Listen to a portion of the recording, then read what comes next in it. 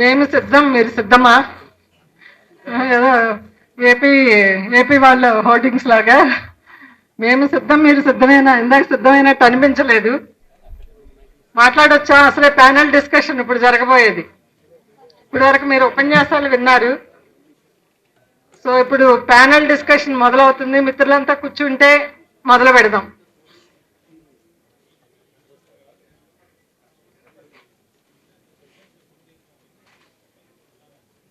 మిత్రులారా, తెలుగు లిటరీ కాంగ్రెస్ 3 రోజుల సదస్సు సందర్భంగా మనందరికీ మనమే శుభాకాంక్షలు చెప్పుకుందాము. ఇంత అరుదైన కార్యక్రమంలో మనందరం భాగస్వాములమైనందుకు. మాకు ఈరోజు ఇచ్చినటువంటి ప్యానెల్ డిస్కషన్ అంశం సాహిత్య శిల్పం అంశానికి సంబంధించి ప్యానెల్ డిస్కషన్ ఇచ్చారు. ఇప్పటి వరకు అందరూ అధ్యక్షుల వారు చెప్పినట్లుగా వారి వారి నిర్ణీత సమయాల్లో బుద్ధిమంతులైన విద్యార్థుల్లాగా, పరిశోధకుల్లాగా చక్కగా సమయానికి ముగించారు. ప్యానెల్ డిస్కషన్ కొంచెం అల్లరి పిల్లలతో కూడినటువంటిది. వారు ఆపమంటే ఆపరు, చెప్పమంటే చెప్పరు. కాబట్టి మనం అందులోనూ అందరూ పెద్దవారు, కొంచెం వారికన్నా నేను చిన్నదాన్ని, గట్టిగా చెప్పడానికి కూడా నాకు ఛాన్స్ లేదు. కాబట్టి నా మీద వారు దయతో దీన్ని డిస్కషన్ లాగా మారుస్తారని చెప్పి నేను అనుకుంటున్నా, ఉపన్యాసంలా కాకుండా. ముఖ్యంగా ఈరోజు ఈ సభకు సంబంధించి అంటే ఈ సభ నిర్వాహకులకి చూపు చాలా విస్తృతమైందని, చాలా భిన్నమైందని అర్థమైంది. ఎందుకంటే ఆ మూల విశాఖపట్నం నుంచి, ఈ మూల అనంతపురం నుంచి, ఇట్లా రకరకాల ప్రాంతాల నుంచి అందరినీ ఇందులో భాగస్వాములను చేశారు. ముఖ్యంగా కళకు సంబంధించి మాట్లాడేటప్పుడు ఇందాక వరలక్ష్మి మాట్లాడిన తర్వాత నాకు చాలా అడ్డంకులు పడిపోయినాయి. నేనేదో చెప్దామనుకున్నాను, తను చాలా ప్రతిపాదనలు చేసింది. సాహిత్య విమర్శ ఒక శాస్త్రము అని, సాహిత్య విమర్శన శాస్త్రము అని చెప్పింది. సో దాంతో పూర్తి ఏకీభావం ఉందా ఆ ప్రతిపాదనలతో? అంటే చాలా అధ్యయనం చేసి తను ఆ ప్రతిపాదన చేసింది. ప్రస్తుతానికి మాకు కళ గురించి, కళ అంటే ఏంటి, కళలో వస్తువు ఉంటుంది, శిల్పము ఉంటుంది. ఏది వస్తువుకి తగినటువంటి శిల్పం ఏది, శిల్పాన్ని ఎలివేట్ చేసేటువంటి వస్తువు ఎట్లా ఉంటుంది, వీటన్నిటికీ సంబంధించి మేము ఈరోజు చర్చ చేస్తాము. నా ఉదాహరణలోంచి చెప్తాను. ఇందాక నేను చెప్పాను, నేను విశాఖపట్నం నుంచి ఇక్కడికి వచ్చాను ఈ సదస్సు నిమిత్తం అని చెప్పి. దీన్ని ఇంకొంచెం దాన్ని కళ చెయ్యాలి, ఆ వాక్యాన్ని కళ చెయ్యాలి. ఎట్లా చెయ్యొచ్చు? చాలా రకరకాలుగా మనకి కొన్ని శతాబ్దాలుగా మనుషులు వాక్యాల్ని, మనం మాట్లాడేటువంటి మామూలు వాక్యాల్ని కళ చేస్తున్నారు. నేను అక్షరాల నౌకనెక్కి విశాఖ సాగరం నుంచి హుస్సేను సాగరానికి వచ్చాను అని చెప్పొచ్చు. ఇది ఇందులో పెద్ద కవిత్వం లేదు, కానీ ఒక ప్రయత్నం. అంటే నేను వైజాగ్ నుంచి హైదరాబాద్కి సభకు వచ్చా అని చెప్పడానికి నేను అక్షర నౌకనెక్కి విశాఖ సాగరం నుంచి హుస్సేను సాగరానికి వచ్చాను అని చెప్పడంలో చిన్న కవిత్వం ఉంటుంది. అంటే ఆ వాక్యాన్ని, ఒక మామూలు వాక్యాన్ని, ఒక మామూలు అంశాన్ని కళగా చేసేటువంటిది శిల్పం. శిల్పం అంటే అదేదో ఆడంబరమో పటాటోపానికి సంబంధించింది కాదు. బాలగోపాల్ అంటాడు మనకి, సాహిత్యాన్ని సాహిత్యం చేసేది శిల్పం తప్ప వస్తువు కాదు అని. దాని అర్థం ఏంటంటే వస్తువును తక్కువ చేయడం కాదు, వార్తగా రాయడం కాదు. సాహిత్యం అంటే అదొక ప్రత్యేకమైన ప్రక్రియ అని చెప్పి. ఒక అమ్మాయి వరకట్న హత్యకి గురైంది అని వార్త రాయొచ్చు, చాలా వార్త, దాని వివరాలు, దాని డీటెయిల్స్ అన్నీ. కానీ అది మన హృదయాన్ని కలిచివేసేలాగా, దాని వెనుకుండేటువంటి మూలాలని, వీటన్నిటినీ ఆ కథకి అడ్డు చెప్తే అది శిల్ప వైభవం ఉన్నటువంటి కథగా మారుతుంది. అంటే దాన్ని అద్దడం అనేటువంటిది పాఠకుల హృదయాన్ని రసవంతం చేయడానికే తప్ప అదొక ఆభరణంగానో లేదా ఆడంబరంగానో చేసేటువంటిది కాదు. కాబట్టి ఇటువంటి సాహిత్య శిల్పం అనేటువంటిది చాలా కోణాలు ఉంటాయి. దానికి వస్తువు ఎంత భిన్నమైందో శిల్పం కూడా అంతే భిన్నమైంది. ఇప్పుడు ఇక్కడ కూర్చున్నటువంటి వారిలో దళిత ఈస్థెటిక్స్ గురించి చెప్పేవారు ఉన్నారు, పరిశోధన విమర్శకి ఎటువంటి శిల్పం ఉండాలి చెప్పేవారు ఉన్నారు, విమర్శకి ఎటువంటి శిల్పం ఉండాలి చెప్పేవారు ఉన్నారు. అట్లాగే కథ, కవిత, నవల, వీటన్నిటితో పాటు ప్రాంతానికి తెలంగాణ ప్రాంత సాహిత్యానికి ఒక ప్రత్యేకత ఉండొచ్చు, ఉత్తరాంధ్ర ప్రాంతానికి ఒక ప్రత్యేకమైన శిల్పం ఉంటుంది, అట్లాగే వివిధ సామాజిక వర్గాల వారు రాసేటువంటి సాహిత్యానికి ఒక ప్రత్యేకత, ఆయా శైలీ శిల్పాలు అనేటువంటి సమకూరుతాయి. కాబట్టి ఈ రోజు మేము మాట్లాడేటువంటిది డిస్కస్ చేస్తాము. మేము నలుగురివే కాబట్టి కొంచెం తొందరగా ఒక అరగంటని మేము కంట్రిబ్యూట్ చేస్తాము ఈ నిర్వాహకులకి తొందరగా ఇచ్చేసి. ఒక 1 గంట సేపు మేము చర్చిస్తాము. నేను కొంచెం వాళ్ళ క్వశ్చన్స్ లీడ్ చేస్తాను, చర్చ సాగుతుంది. ఆ తర్వాత మేము నలుగురం కొంత 1 గంట చర్చ మాది ముగిసింది అనుకున్న తర్వాత మీ నుంచి కూడా కొన్ని ప్రశ్నలు అడగొచ్చు, వారు సమాధానాలు, మేము నలుగురం సమాధానాలు చెప్పే ప్రయత్నం చేస్తాం. కాబట్టి నిద్రా సమయం కూడా దాటిపోయింది కాబట్టి మనం ఇంకా విమర్శ శిల్ప సమయంలోకి మనందరం ప్రవేశిద్దామని చెప్తూ ఈ సెషన్ని ప్రారంభిస్తూ నేను వారికి ప్రశ్నలు ఇవ్వడానికి వెళ్తాను అక్కడికి. నేను చెప్పాను, మనకి ఎస్వి సత్యనారాయణ గారు అందరికీ పరిచయం అవసరం లేనటువంటి పేరు. ఆయన సాహిత్య వాద వివాదాల దగ్గర నుంచి ఆయన విద్యావేత్తగా, కవిగా, విమర్శకునిగా ఆయన చేసినటువంటి ప్రయాణం చాలా పెద్దది. కాబట్టి మొత్తం తన ప్రయాణంలో, అంటే మీ సాహిత్య ప్రయాణంలో శిల్పం, దీనికి ఇట్లా శిల్పం ఉంటే బాగుంటుంది, ఈ వస్తువుకి ఈ శిల్పాన్ని నేను అట్లా ఫ్రేమ్ చేయడంలో నేనేమన్నా ఇబ్బందులు ఫేస్ చేశాను, లేకపోతే నాకు ఇది నచ్చింది అని మీ కవిత్వానికి కానీ మీ విమర్శకు కానీ మీకు అనిపించినటువంటి సందర్భాలని చెప్పండి సార్. సభాధ్యక్షులు కెఎన్ మల్లీశ్వరి గారు, ఈ చర్చలో పాల్గొంటున్న గోగు శ్యామల గారు, ప్రొఫెసర్ నిత్యానందరావు గారు, సభలో ఉన్న చాలామంది సన్నిహిత మిత్రులు ఉన్నారు. అంతకంటే ఎక్కువ సంఖ్యలో నా శిష్యులు కూడా ఉన్నారు. ఇక్కడ చాలా కాలం పనిచేసినందువలన వాళ్ళందరికీ, పెద్దవాళ్ళందరికీ నమస్కారం, శిష్యులందరికీ ఆశీస్సులు. ఇదో మంచి ప్రయోగం. ఒక హిస్టరీ కాంగ్రెస్ లాగా, ఒక సైన్స్ కాంగ్రెస్ లాగా ప్రొఫెసర్ కాసిం గారి నేతృత్వంలో వారి సహచర బృందమంతా పూనుకొని ఒక మంచి పని చేస్తున్నారు. ఈ పరంపర కొనసాగాలి. ఉస్మానియా విశ్వవిద్యాలయం తెలుగు శాఖ కానీ, ఉభయ రాష్ట్రాలలో ఉన్న ఏ తెలుగు శాఖలైనా ప్రతి ఏడాది ఇలాంటి లిటరరీ కాంగ్రెస్ నిర్వహిస్తే బాగుంటుంది అని ఒక సూచన చేస్తూ, తెలుగు శాఖ పూనుకున్న ఈ పనికి ఆర్ట్స్ కళాశాల ప్రధానాచార్యులు ప్రొఫెసర్ గణేష్, అట్లాగే వైస్ ఛాన్సలర్ ప్రొఫెసర్ రవీంద్ర గారు ప్రోత్సాహం చెప్పడం, ప్రధానంగా రాళ్ళు మోసిన విద్యార్థులు, సదస్సుకు ఇటుకలు మోసిన విద్యార్థులు, పరిశోధక విద్యార్థులందరికీ అభినందనలు తెలియజేస్తున్నాను. మీ అందరికీ తెలుగు లిటరరీ కాంగ్రెస్ శుభాకాంక్షలు తెలియజేస్తున్నాను. నా ప్రసంగంలో నేను నిజానికి ప్యానెల్ డిస్కషన్ లో ఒక వక్తని కాదు, నన్నేదో గౌరవంగా ముఖ్య అతిథి అని పిలిచారు కాబట్టి చాలా క్లుప్తంగా మాట్లాడతాను. పైగా వక్తలకు కూడా సమయం ఉంది. ఈ సదస్సులో ఇద్దరు రాలేదు, ప్రొఫెసర్ మృణాలిని గారు రాలేదు, ఖాదర్ మొహిద్దీన్ గారు రాలేదు. కాబట్టి వాళ్ళ సమయాన్ని కూడా మనం నలుగురం పంచుకోవచ్చు.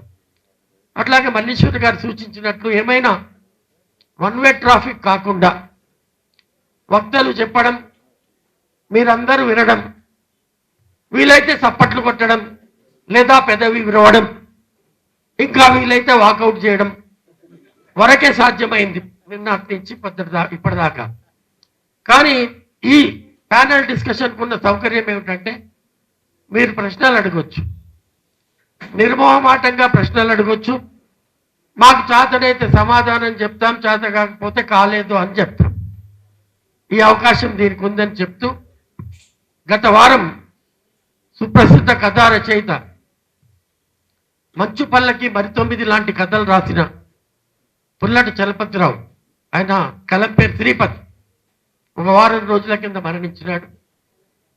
ఇటీవలి కాలంలో రవ్వా శ్రీహరి గారు, గద్దర్, నంబూరి పరిపూర్ణ ఇలాంటి వారు మరణించినందుకు వారికి నివాళి అర్పిస్తున్నాను. నేను అందరినీ నిలబడమని ఏమి అడగను, కానీ నా మటుకు నేను శ్రీపతి గారు నాకు ప్రత్యక్ష గురువు. శ్రీపతి గారి ప్రమేయంతోనే 1970లో నా మొట్టమొదటి కవిత, వచన కవిత విద్యుల్లత అనే మాసపత్రికలు వచ్చాయి. అంతకుముందు విప్లవ శంఖం అనే పుస్తకం ముగ్గురం మిత్రులం 69లో వేసిన అవి గేయాలు, పాటలు. వచన కవిత ఆయన ప్రమేయంతోనే వచ్చింది. రాష్ట్రీయ స్వయం సేవక్ సంఘ్ కార్యకర్తగా ఉన్న నన్ను అభ్యుదయ రచయితల సంఘం వైపు లేదా మార్క్సిస్ట్ భావజాలం వైపు తిప్పిన ఉత్తమ ఉపాధ్యాయుడు, నన్నే కాదు మా తరాన్ని ప్రభావితం చేసిన గొప్ప అధ్యాపకుడు, ఉపాధ్యాయుడు శ్రీపతి. ఆయన మొన్న 7వ తేదీన మరణించినాడు. ఆయనకు నివాళి. మిత్రులారా, మనందరం అధ్యాపకులం, ఉపాధ్యాయులం. పిల్లలకు పాఠాలు చెప్తూ ఒక మాట అంటాం, సాహిత్యానికి 2 ప్రధానమైన అంశాలు ఉంటాయి, కాంపోనెంట్స్ ఉంటాయి.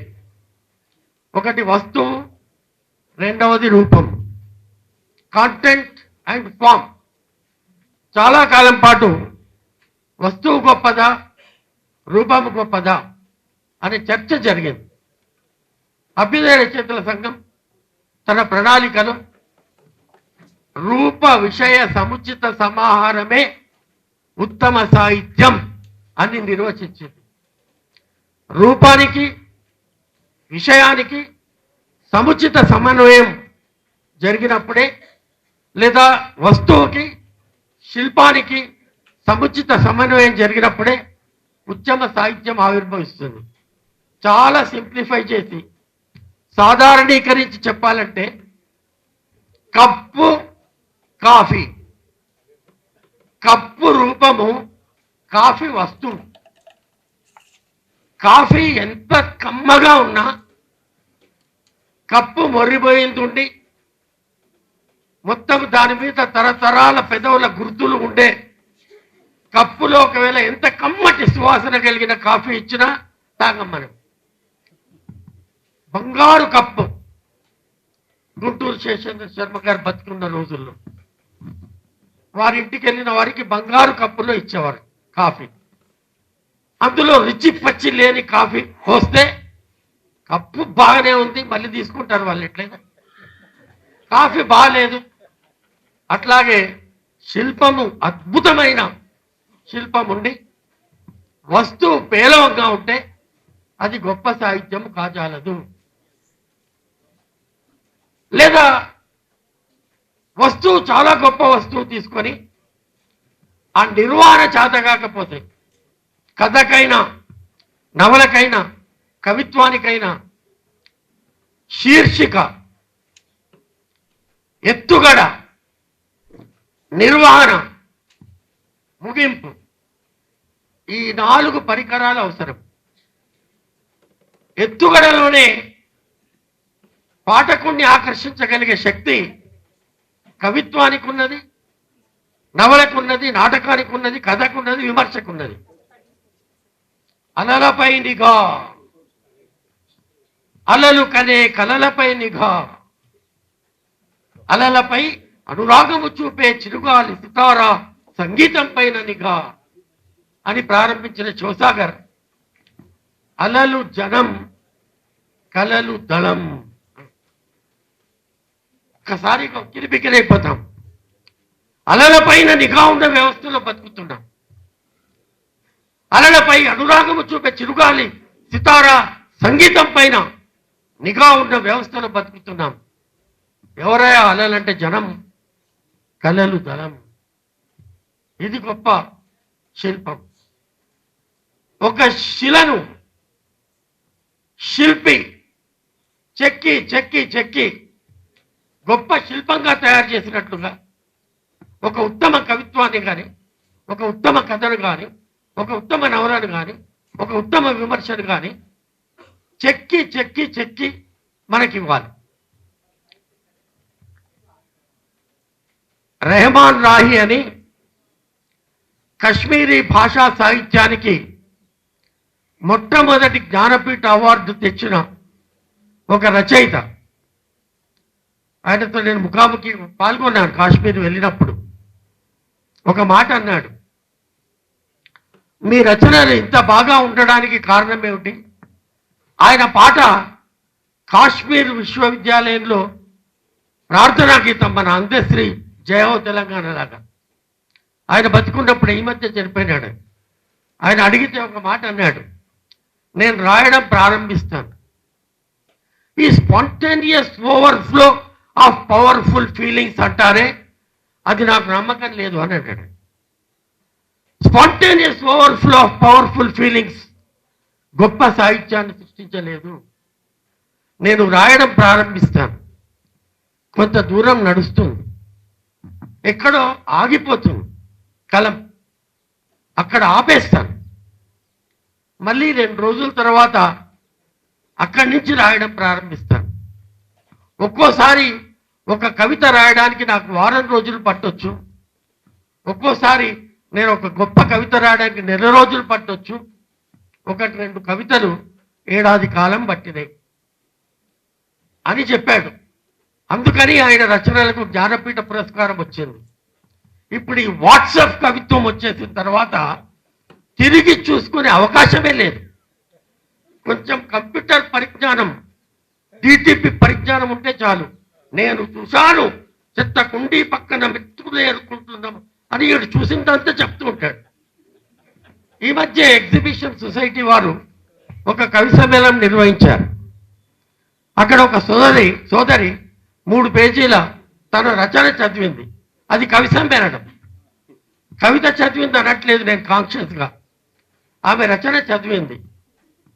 పొరపాటున నేను అక్కడ చీఫ్ గెస్ట్ని ఇవ్వాలట్లాగా నాకు అవకాశం దొరికి నేను అన్నాను, మీ వ్యాసం బాగుంది అని అన్నా. ఎందుకంటే అది ఏమి కవిత్వం హృదయానికి తగలాలి,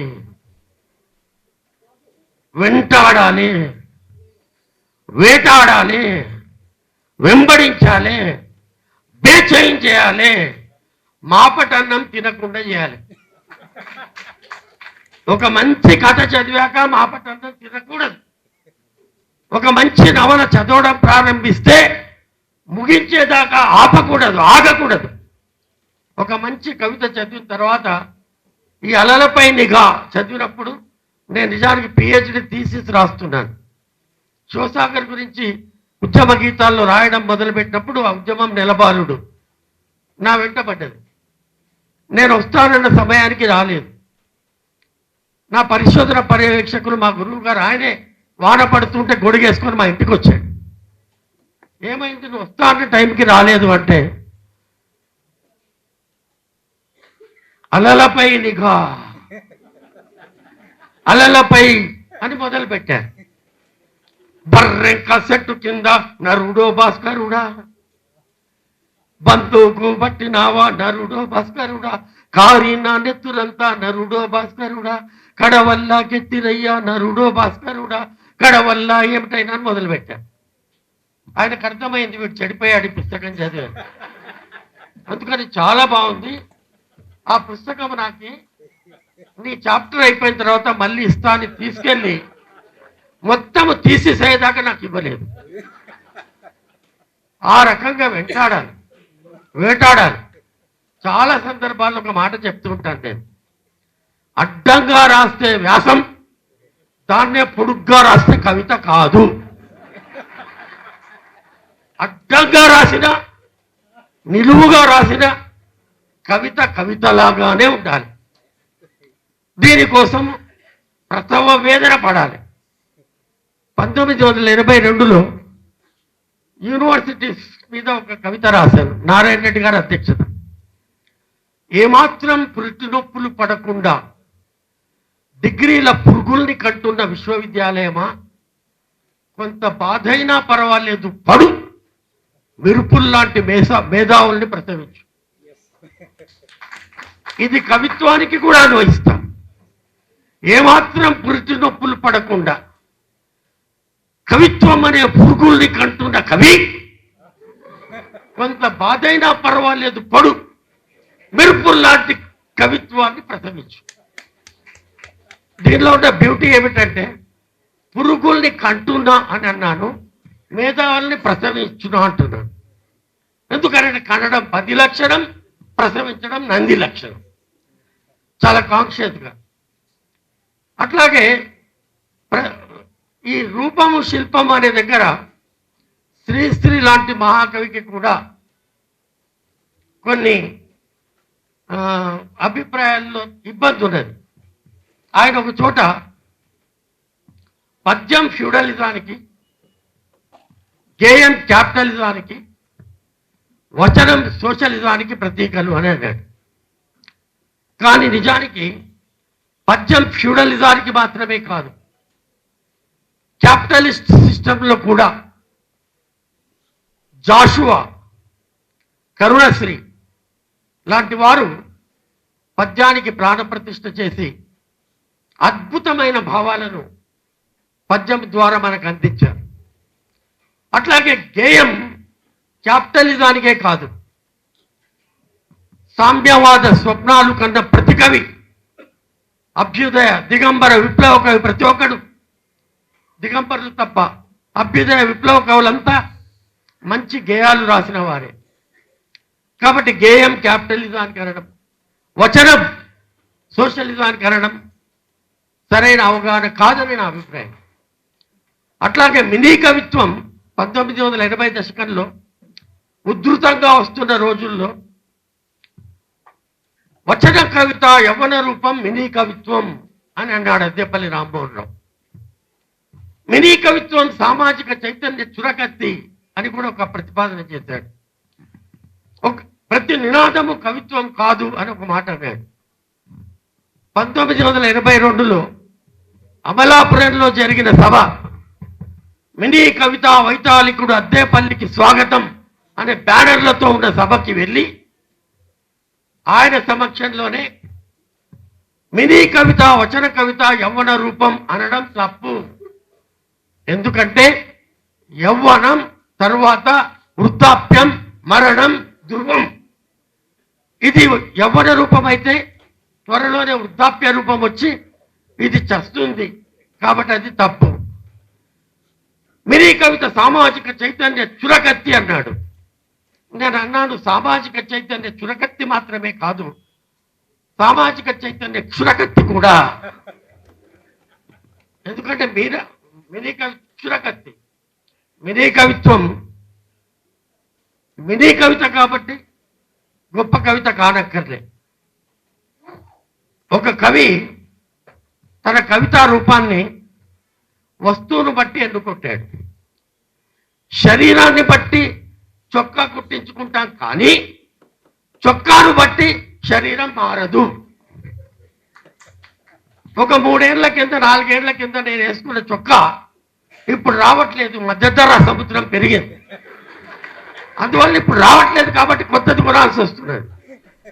కాబట్టి రూపమును బట్టి వస్తువును బట్టి రూపం ఉంటుంది తప్ప రూపమును బట్టి వస్తువు ఉండదు.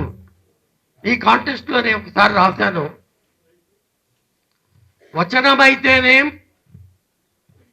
నిర్వచనమైతేనేం, నిర్వచనం శ్లేష, వచనమైతేనేం నిర్వచనమైతేనేం, గేయమైతేనేం పాడే గీతమైతేనేం, పొట్టిదైతేనేం కవిత పొడుగుదైతేనేం, మేధలను కదిలించినప్పుడు, మెరుపులను కురిపించినప్పుడు, సామ్యవాద వ్యవస్థ కోసం సమర మార్గం చూపినప్పుడు ఆదరిస్తానోయ్ నేస్తం, ఆచరిస్తానోయ్ అడుగులో అడుగే నేస్తం, అనుసరిస్తానోయ్.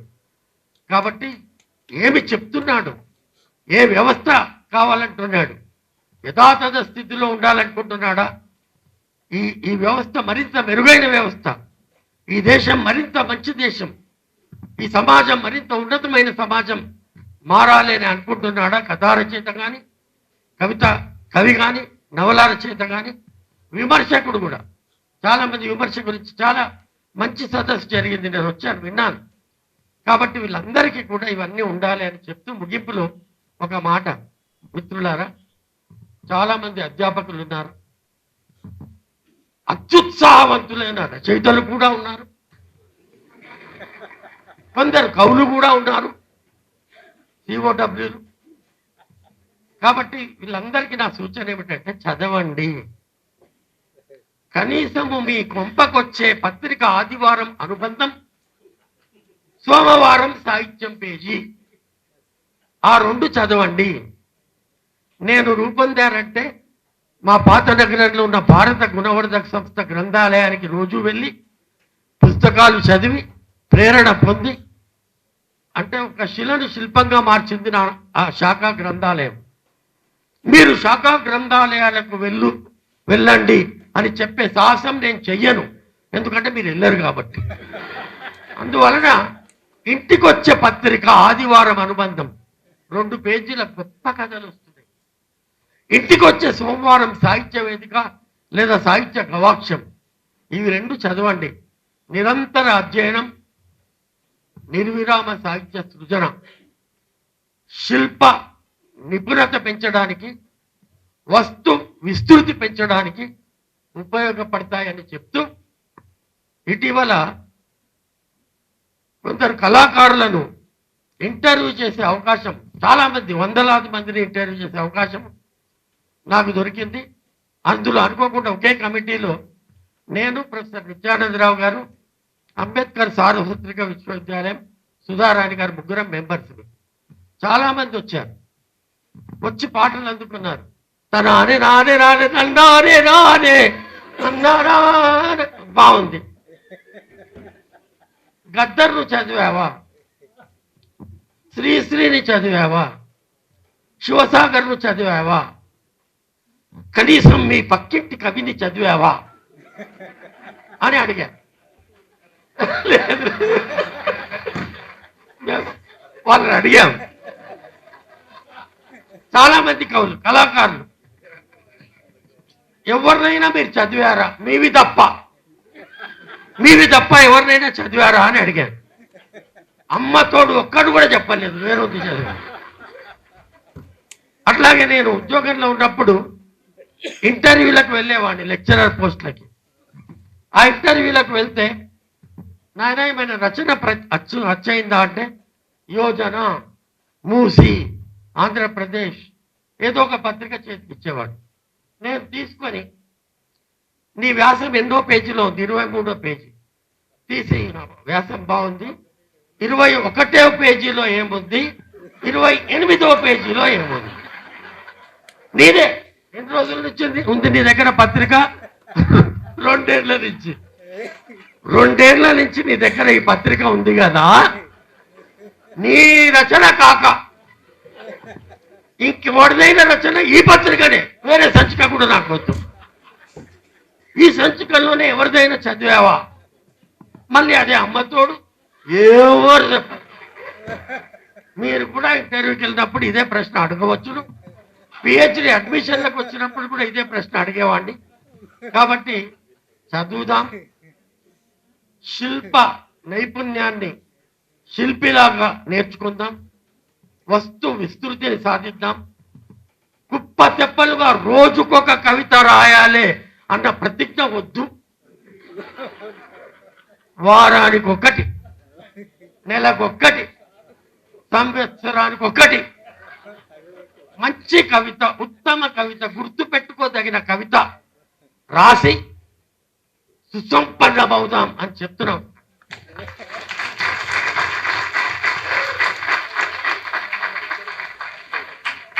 Thank you sir.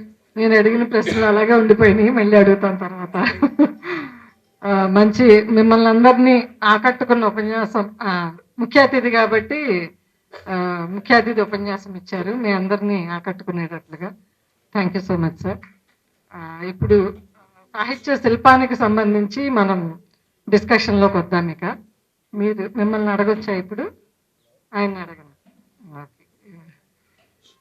Veldanda Nityananda Rao గారు అంటే ప్రధానంగా విశ్వవిద్యాలయాల్లో పరిశోధనలకు సంబంధించినటువంటి ఆ పుస్తకం ద్వారా చాలా ఎక్కువ మందికి బాగా తెలిసినటువంటి వ్యక్తి. అంటే ఆ పుస్తకంలో నా పిహెచ్డి ఉండడం చూసుకుని నేను చాలా సంతోషపడినటువంటి ఇది ఉంది. సో పరిశోధన అనగానే ఆ పరిశోధకులకు ఒక పట్టిక అనగానే ప్రధానంగా గుర్తొచ్చేటువంటి పేరు చంద్ర గారు. ఆయన ప్రొఫెసర్గా ఎన్నాళ్ళు ఇక్కడ పనిచేసి మీలో తెలంగాణ వారు అందరికీ, అంతేకాకుండా తెలుగు రాష్ట్రాల్లో కూడా సుపరిచితమైన పేరు. మీరు మనం ప్రశ్న జవాబులు మాదిరిగా, ఆయన ముఖ్య అతిథి కాబట్టి ఆయన ఎక్సెప్షను, మనం ప్రశ్న జవాబులుగా మాట్లాడుకుందాం సార్. పరిశోధనకి సంబంధించిన దానికి శిల్పం అంటూ ఉంటుందా?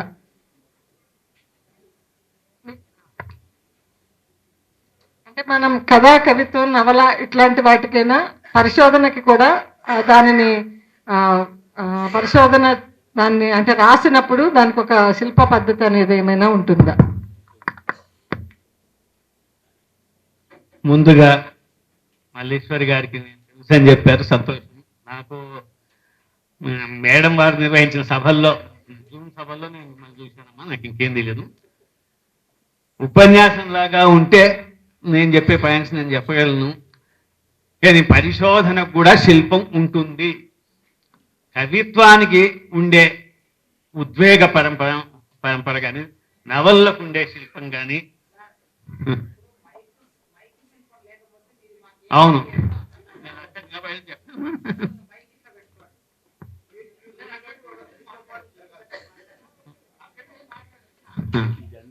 చూద్దాం. శిల్పం, శైలి ఏదన్నా కూడా అక్షరం, పదం, వాక్యం ఈ మాధ్యమం ద్వారా ఏకరూపతతో, యూనిఫామిటీతో మనం చెప్పే భావాల పరంపర శిల్పం. అయితే ఒక మనిషి మనస్తత్వానికి సంబంధించి ఒక ఉద్యమకారుని ఆవేశం వేరు, ఒక నవలాకారుని ఆవేశం వేరు, ఒక కవికి ఉండే ఉద్వేగం వేరు. కానీ పరిశోధన దగ్గరికి వచ్చినప్పుడు అతను నిరలంకార శైలి ఉండడం చాలా అవసరం. మరీ ఏదో దిగదీసినట్టుగా గడగట్టినట్టుగా ఉండకున్నా అతి అలంకారిత అనేది మనకు పిహెచ్డి సిద్ధాంత గ్రంథాలను దెబ్బతీసింది. ఒకానొక దశలో థీసిస్లో 60 ఏళ్ల థీసిస్లో మొట్టమొదట ఒక ప్రాబంధిక శైలి కనిపించేది. మీరు ఎస్పి జోగారావు గారి పిహెచ్డి థీసిస్ ప్రారంభం ఎట్లా ఉందో చూడండి. అట్లాగే మిగతా వాళ్ళు కూడా మొదట పాండిత్యం, అతి పాండిత్యం, తర్వాత వచ్చిన దాంట్లో కొంచెం తగ్గింది, కొంచెం స్పృహ పెరుగుతుండడం, తర్వాత అదే స్థాయిలో మన పాండిత్యాలు కూడా తగ్గుతుండడం. కొన్ని చోట్లలో మువర్ణకంబునకు పూర్ణ బిందువాదేశంబు వ్యావహారికంబు నాబడు, ఇటువంటి శైలి. అంటే బదులు మనకు సున్నా పెడితే అయిపోయాయి. ఏదో ఉదాహరణ చెప్తాను చూడండి. అమందానంద కందళిత హృదయారవిందుడై అని ఎత్తుకుంటారు. అమందానంద కందళిత హృదయారవిందుడై ఉరికిండ్రు అనేసేస్తారు. అంటే అప్పుడు ఏమైపోతుందంటే నీ శైలి దెబ్బతింటుంది.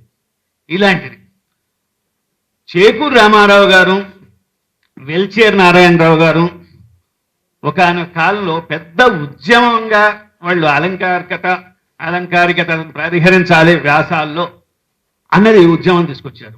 తెలుగు వాక్యం సింపుల్గా SVO, ఎస్ అంటే సబ్జెక్ట్, వర్బ్, ఆబ్జెక్ట్, ఈ 3 రాసేస్తే తెలుగు వచనం అవుతుంది. సబ్జెక్టుకు ముందు ఎన్ని విశేషణాలైనా వేసుకోండి, వర్బ్కు ముందు ఎన్ని విశేషణాలైనా వేసుకోండి, ఆబ్జెక్ట్ ముందు ఎన్ని విశేషణాలైనా వేసుకోవచ్చు. ఇది వచనం, తెలుగు వచనం. దీన్నే ఉల్టా చేసి రాసిస్తే కవిత్వం అవుతుంది. అంటే భావుకత విషయం అని కాదు నేను చెప్పేది. ఆబ్జెక్ట్ ముందుకు తీసుకొచ్చి చంపాడు అని మొదలు పెట్టేసారు అనుకోండి, అది తెలుగు వచనమే అవుతుంది, కానీ సరి అయిన వచనం కాదు. అలాగా తర్వాత కొన్ని మీకు ఉదాహరణ చెప్తాను. మీకు ఇంట్రప్షన్ ఒక చిన్న ఉదాహరణ చెప్పాలి. ఇప్పుడు రాజమల్లు రామచంద్రారెడ్డి గారు ఉన్నారు. ఆయన 7 సంచికలు సంవేదన తీసుకొచ్చారు. సంవేదన సంచికల్లో ఒక చోట ఏమంటాడంటే, ఇంటర్మీడియట్లో ఆ, తెలుగు అకాడమీ ఇంటర్మీడియట్లో బ్రిటన్ సోషలిస్ట్ ప్రాంతం అని ఉంది. ఇది తప్పు అని అనొచ్చు, ఇంకంతకంటే మనం ఎక్కువ అనాల్సిన పని లేదు. బ్రిటన్ను సోషలిస్ట్ దేశంగా చెప్పిన వాడికి తెలివి లేదు, ఇది ఇలా అనకూడదు అని ఒక వాక్యం అనేసేస్తే అయిపోతుంది. కానీ రాచమల్లి రామచంద్రారెడ్డి గారు ఎంత ఆవేశపరంగా అంటాడో చూడండి. రష్యా వంటి కమ్యూనిస్టు దేశాలలో అనే వాక్యం పిలవం, బ్రిటన్ వంటి సోషలిస్టు దేశాలలో అని వస్తుంది. బ్రిటన్ సోషలిస్టు దేశమని ఎవరైనా ఎప్పుడైనా అన్నారా? అది సోషలిస్టు దేశమని పాఠ్య గ్రంథాల్లో వ్రాయగల అర్థశాస్త్ర పండితులు మన దేశంలో ఉన్నారంటే మీకెవ్వరికీ సిగ్గు కలగదా? అసలు ఈ మాట వింటే బ్రిటన్ ప్రధానమంత్రి మార్గరెట్ థాచర్ తెలుగు అకాడమీ మీద పరువు నష్టం దావా వేస్తే అకాడమీని రక్షించగల వారున్నారా? ఈ మాట ఎలిజబెత్ రాణి ఆత్మహత్యకు దారి తీస్తే ఆ పాపం ఎవరిది? భగవంతుడా, ఇలాంటి పాఠ్య గ్రంథాల బారి నుండి మా పిల్లల్ని రక్షించలేవా? ఇది థీసిస్సుల్లో ఉండకూడదు. సింపుల్గా వాళ్ళు రచయిత పొరపాటు పడ్డాడు అనొచ్చు, ఇంకొంచెం ఘాటుగా ఉంటే ఈ మాత్రం అసలు బయట పత్రికలు రాయొచ్చు, ఈ మాత్రం అజ్ఞానం ఉండొచ్చు. ఒకసారి మా నాయనమ్మ గారు, మా నాయనమ్మ అంటే నాయన కృష్ణకుమారి గారు, నేను నోట్స్ రాసేవాళ్ళం. అప్పుడు పాపం మా మేడం వాళ్ళు ఎంతో ప్రేమతో చూసేవాళ్ళు. ఆ బాలచంద్రుని కథలో సతీసాగమన వృత్తాంతం వస్తుంది. యవ్వనం ఆవేశం కదా, బ్రతుకున్న స్త్రీల చితుల మీద వేసి దుర్మార్గమైన సంస్కృతి ఇటువంటి కొంచెం పిచ్చిపోదని కూర్చాను.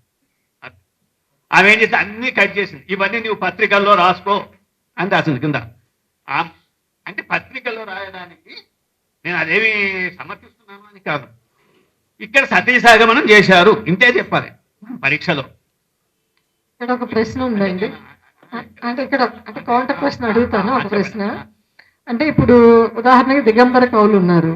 దిగంబర కవులు విమర్శన పద్ధతిలో చాలా ఉద్వేగం, తీవ్రత ఇవన్నీ ఉంటాయి. అంటే మీరు విమర్శ పరిశోధనా శిల్పం చాలా సరళంగా నిరాడంబరంగా ఉండాలని అన్నారు కదా, అంటే దాని ప్రయోజనాన్ని అది పొందాలి అంటే. అదే సమయంలో దిగంబర కవుల విమర్శ చాలా ఉద్వేగభరితంగాను చాలా తీవ్రంగానూ ఉంటుంది. అయినా అది కూడా దాని ఫలితాన్ని అది సాధించింది కదా. సాధిస్తుంది, ఏదైనా సాధిస్తుంది. మీరు ఫలానది సాధించదు, ఫలానది సాధిస్తుంది అని కాదు.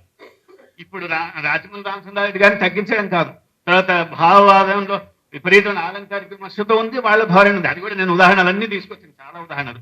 దిగంబర కవులది సాధిస్తుంది, ప్రతిదీ ఉంటుంది. కానీ ఎప్పటికప్పుడు మనం వీలైనంత వరకు మన మనస్తత్వాలు కూడా ఉంటాయి దాంట్లో. మనము పూర్తిగా రాయిలాగా శిల్పం ఉండేది మనం రాయం. మనం ఒకే వ్యక్తి ఒకే సమయంలో ఉద్యమకారుడు అవుతాడు, ఒకే సమయంలో బట్టల వ్యాపారి అవుతాడు, ఒకే సమయంలో ఇంకో వృత్తికారుడు అవుతాడు, ఒకే సమయంలో అధ్యాపకుడు అవుతాడు. అన్ని రకాల మానసిక పరిస్థితి ఉంటుంది.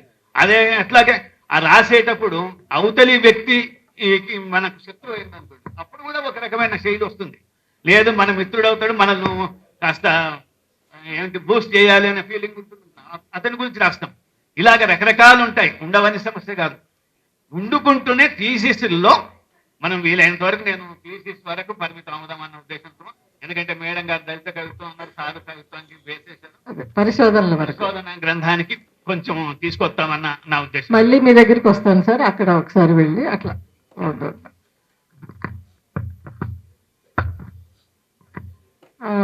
మనకి సాధారణంగా ఇంతకు ముందు శైలీ శిల్పాలు ఒకప్పుడు ఉన్నటువంటి డిక్షన్ అంతా మారిపోయింది. ఇప్పుడు ఉదాహరణకి కావ్య నాయకుల గురించి చాలామంది ప్రబంధ కవులు వీళ్ళందరూ చాలా బాగా వర్ణించారు. అప్పుడు ఎండ్లూరు సుధాకర్ లాంటి వాళ్ళు వచ్చాక ఆయన ఒక పోయం చెప్తాడు, ఓ నా చండాలిక నీ వెండి కడియాల పాదాల ముందు 1000 ఏళ్ల కావ్య నాయకులు వెలవెలబోతున్నారు అంటారు. అంటే ఒక శైలిని, ఒక శిల్పాన్ని, ఒక భాషని, ఒక భావాన్ని ఒక కొత్త డిక్షన్లోకి ఒక కొత్త మార్గంలోకి తీసుకెళ్ళింది దళిత సాహిత్యం. ఆ దళిత ఈస్థెటిక్స్ ఎటువంటి శిల్ప చేర్పుని తెలుగు సాహిత్యానికి ఇచ్చాయని మీరు అనుకుంటున్నారు? చాలా గొప్ప ప్రశ్న. ముందుగా ఒక ప్రముఖులతో ఈ వేదికను షేర్ చేసుకుంటున్నందుకు, అట్లాగే నా ముందు కూడా ప్రముఖులు ఉన్నందుకు చాలా సంతోషం. ఇప్పుడు మీ ప్రశ్నకు వస్తే, నా మైక్ కరెక్ట్ ఉందా?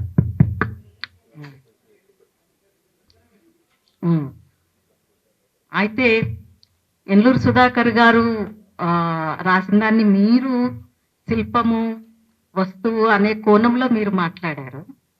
నేను శిల్పము కోణం అనే దాంట్లో నేను చదవలేదు ఆ కవిత, కానీ ఫీల్ అయ్యాను, చాలా అద్భుతంగా ఉంది అని అనుకున్నాను. ఆ ఇన్స్పిరేషన్తో నేను కూడా కొన్ని రాశాను.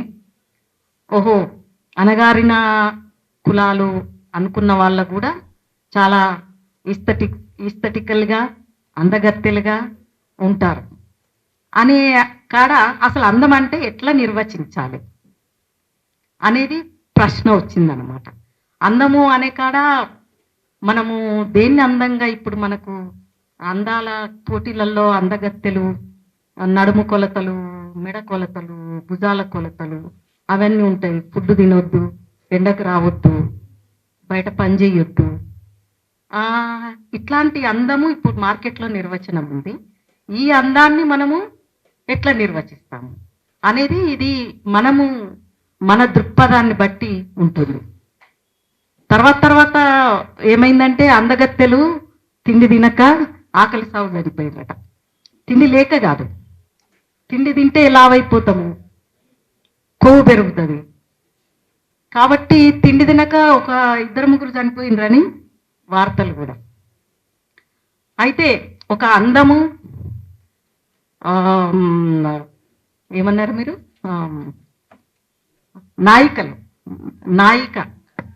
నాయిక అనే కోణము ఒకటైతే, అంటే అందము ఒకరు సొంతం కాదు, నిర్వచనము అనేది మనం చేసేదాన్ని బట్టి ఉంటుంది. అది ఒక లిమిటెడ్. ఆయన ఎందుకు రాశారు అని అంటే, ఈరోజు దళిత స్త్రీలని మంచిగా తయారైనా కష్టమే,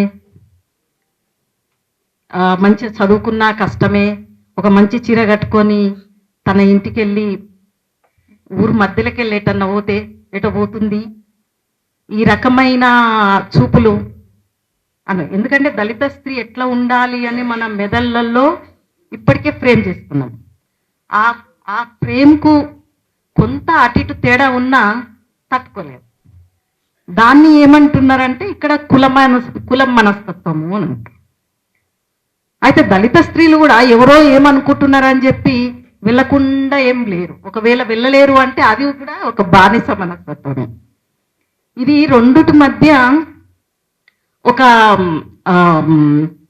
మార్పు సంభవించే ఒక సమయం అనుకుంటున్నా నేను. ఇంకా నేను వచ్చేసి నేను కథలు ఇంకా వేరే వాళ్ళ కథలు చదవడము అంతా చేశాను.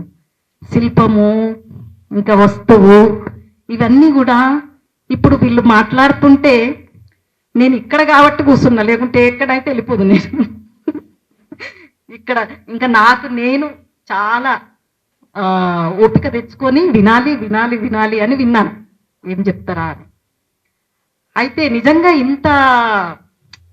ఇట్లాంటి దాన్ని ఓపికతో ఇంత పరిశోధన చేయడం అనేది మీ ఓపికను మెచ్చుకోవాలి. అయితే ఒక కథా వస్తువు అనేది ఒక భావానికి సంబంధించిన అంశం నా ఉద్దేశంలో. నేను రాసేటప్పుడు అంత గమనిస్తుంటాను. ఇగో ఇది వీళ్ళు రాశారు, ఇగో వీళ్ళు రాశారు, ఇది వీళ్ళు రాశారు. ఇందుట్లో మా వాళ్ళు లేరు, మా స్త్రీలు లేరు, మా అమ్మమ్మ లేదు, మా నాయనమ్మ లేదు, మా అమ్మ లేదు, మా అత్త లేదు. వీళ్ళ లైఫ్ ఏంటి అని చూసినప్పుడు వాళ్ళవి చాలా పవర్ఫుల్ లైఫ్. అది చూసి వీళ్ళ లైఫ్తోని వీళ్ళ జీవితంతోని ఇంకొక జీవితాన్ని చూస్తే అందుట్లో ఏమంత విషయాలు ఉండవు.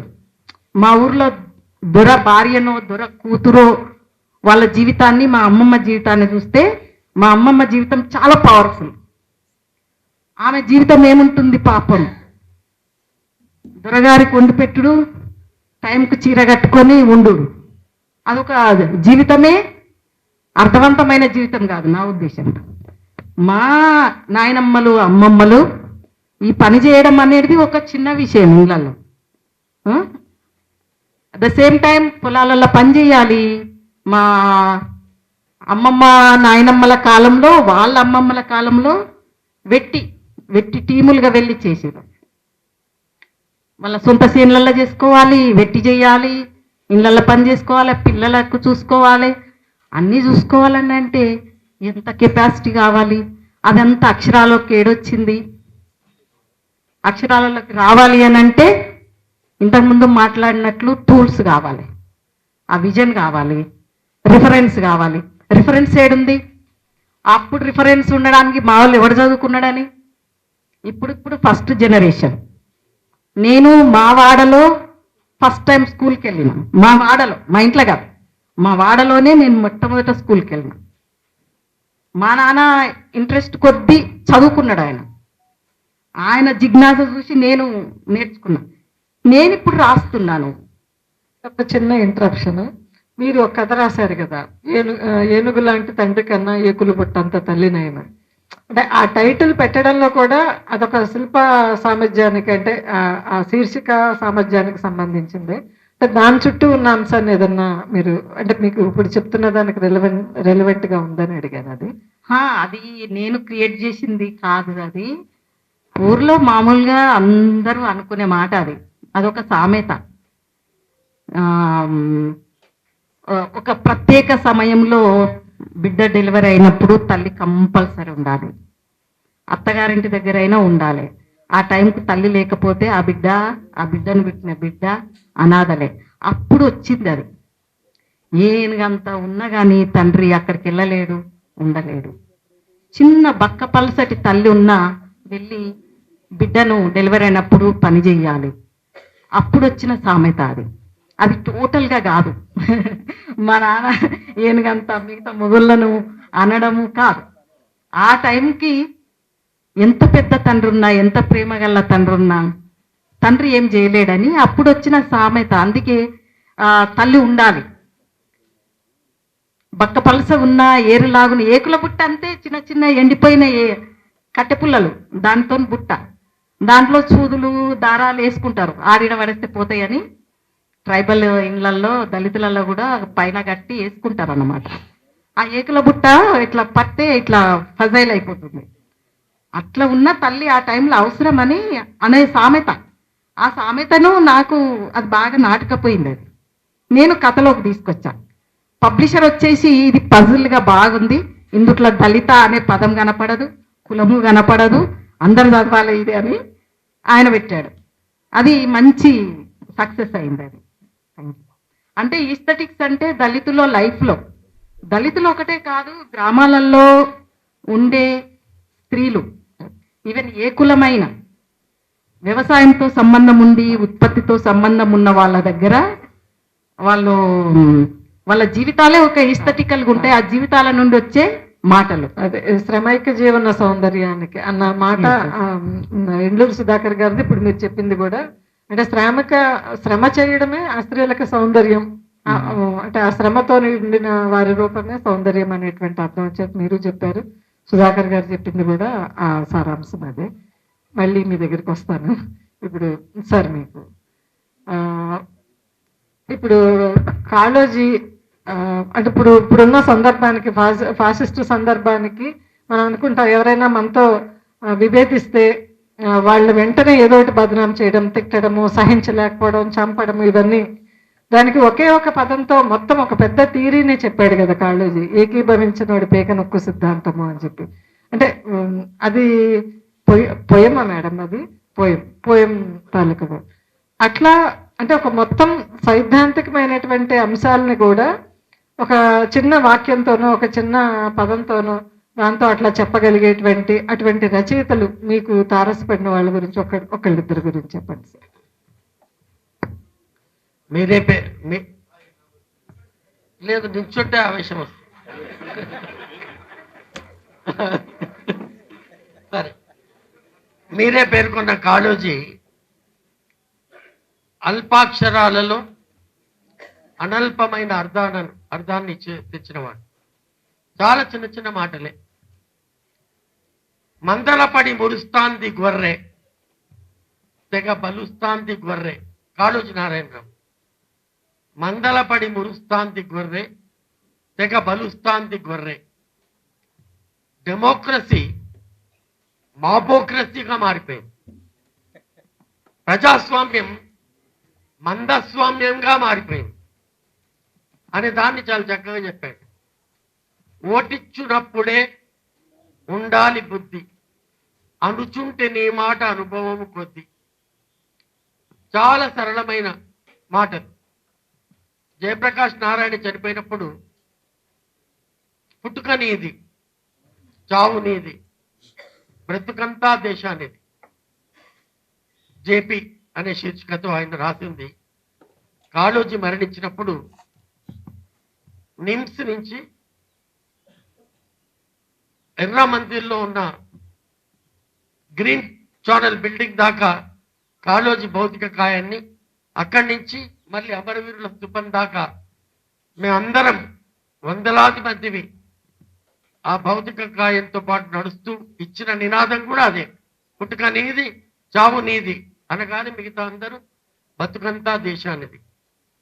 అట్లాగే నల్లగొండలో నాజీ వృత్తుల నగ్న నృత్యమే కిరణాలు అనే దానిలో చాలా అద్భుతమైన మాట అన్నాడు ఆయన. హింసను పాపమనెంచు దేశమున హిట్లరత్వం ఇంకెన్నాళ్ళు అనేది. హింసను పాపము అని అంటాం, మరి తత్వం మాత్రం హిట్లరత్వం. అందుకని ఇట్లాంటి చాలా చిన్న చిన్న మాటలతోనే కాళోజీ కానీ, కుందుర్తి ఆంజనేయులు కానీ, శ్రీశ్రీ కానీ చాలా స్వల్పమైన మాటలతో రాసినవారు. కథల విషయానికి వస్తే చాగంటి సోమయాజులు పెద్ద కథలు రాసిన వారు, ఎక్కువ నిడివి కలిగిన కథలు రాసిన వారు కొడవటిగట్టు కుటుంబరావు. ఆయన కథ చిన్న కథ కూడా, ఆయన కథ తీసుకుంటే అది చిన్న నవలిక లాగా నవలలాగా ఉంటుంది. కానీ తక్కువ పేజీలలో కథలు రాసిన వారు చాగంటి సోమయాజులు. అందుకని ఆయన శిల్పాన్ని చాశిల్పము, ఆయన శైలిని చాశైలి అని విమర్శకులు అన్నారు. అట్లాగే రాచమల్లి రామచంద్రారెడ్డి గారి ప్రస్తావన వచ్చింది. చాలా ఆయన గురించి శ్రీశ్రీ షష్ఠి పూర్తి సందర్భంగా ఇందాక నేను పేర్కొన్న శ్రీపతి, వరవర్రావు, తర్వాత అంపశయ నవీన్ ముగ్గురు శ్రీశ్రీని ఇంటర్వ్యూ చేశారు. ఆ ఇంటర్వ్యూ సందర్భంగా రాచమల్లు రామచంద్రారెడ్డి గారిపై మీ అభిప్రాయం ఏమిటి అని అడిగారు ఆయన.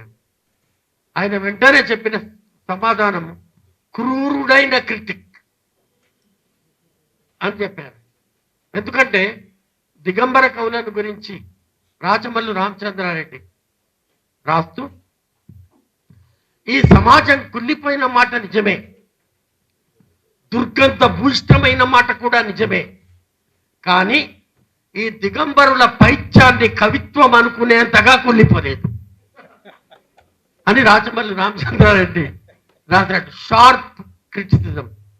అనువాద సమస్యలైన గొప్ప గ్రంథమే. ఆయన సంవేదన పత్రికలో కవిత్వాన్ని గురించి ఆయన ప్రోత్సహించిన కవులందరూ కూడా గొప్ప కవులైనారు. అట్లాగే కథ రచన విషయంలో చాగంటి సోమయాజులని ప్రత్యేకంగా నేను అభిమానిస్తాను. ఆయన శైలిని చాశైలి అని, ఆయన శిల్పాన్ని చాశిల్పం అన్నట్లుగా కవిత్వంలో కూడా బాగా అభిమానించే కవి శివసాగర్. శివసాగర్ శైలి, శివసాగర్ శిల్పం. ఆయనే విప్లవోద్యమం నుంచి దళిత ఉద్యమంలోకి వచ్చిన తర్వాత నల్ల సూర్యుడు అన్న ఒక కొత్త పదబంధాన్ని తెలుగు సాహిత్యానికి ఇచ్చాడు. చాలా గొప్ప కవిత్వాన్ని రాసినాడు. అంబేద్కర్ భావజాలాన్ని, మార్క్సిస్ట్ మౌలిక భావజాలాన్ని సమన్వయం చేసి ఒక కొత్త సిద్ధాంతాన్ని ప్రతిపాదించే ఒక మార్గాన్ని ఆయన తెలుగు సాహిత్యానికి ఇచ్చాడు. ఇవి నా సూచనలు, నా అబ్జర్వేషన్. ఓకే.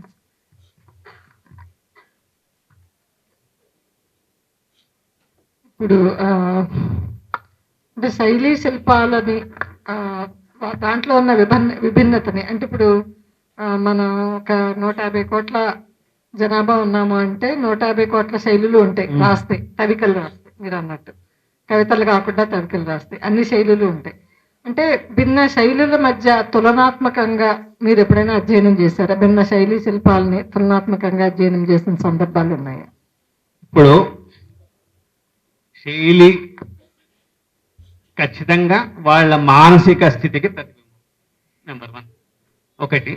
తర్వాత ప్రక్రియను ఆలంబనం చేసుకొని శైలి ఉంటుంది, నాటకాలకు, కథలకు, ఇవన్నీ కూడా. తర్వాత వాళ్ళు పెరిగిన వాతావరణం, ఇవన్నీ కూడా, వాళ్ళు తిరిగిన అది సామాజిక సాహిత్య నేపథ్యాలు, ఇలాంటివి ఉంటాయి. ఏది ఉన్నా కూడా మనం ఉద్వేగాలు కలిగించకుండా, అవతలి వాళ్ళను గౌరవ మర్యాదలను హననం చేయకుండా విషయాన్ని చెప్పాలి. మాకు డిగ్రీలో ఉన్నప్పుడు మా సారు చెప్పింది, నీవు అప్పుడప్పుడే మేము కొత్తగా పెన్ను పట్టుకుంటున్న రోజులు, మొట్టమొదట రచయితను గురించి ప్రశంసించుకుంటూ మొదలుపెట్టు, తర్వాత మధ్యలో ఆయన తిట్టు, విమర్శించు, ఏదైనా నెగటివ్ అంటే రాయ్, తర్వాత మళ్ళీ ప్రశంసిస్తూ ముగించు. ఇది ఒకటి చెప్పాడు. జీవితంలో నేను ఇన్నేళ్ళు 40 ఏళ్ల సాహిత్య వ్యాసంగా అలాగే చేశాను. టోన్ అనేది ఒకటి. మనం అవతలి వ్యక్తిని ఎంతగా మాట్లాడినా కూడా టోన్లో వ్యతిరేకత ఉండకూడదు. అప్పుడు నీవు రాసింది తప్పు అని చెప్తే అతను హాయిగా అంగీకరిస్తాడు. అంగీకరించాలని కాదు, కానీ ఈ మాత్రం తెలియకుండా నువ్వు ఏం రాస్తున్నావు పిచ్చోడా అన్నాం అనుకోండి, ఇది అవుతుంది. మా అదృష్టానికి బోధరాజు రాధాకృష్ణ గారు లాంటి పండితులతో తిరిగే అవకాశం వచ్చింది. సారేమో మరీ ఇంకా సన్నిహితుడు, పెద్దవాడు గనక.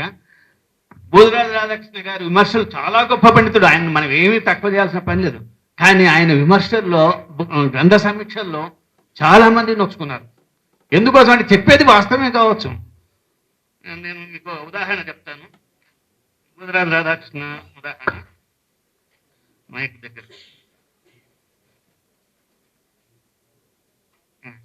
సాహిత్య అకాడమీకి వారసుగా, వారసుడు అన్న పదం సంస్కృత పదం కాదు, అది పార్సీ పదం.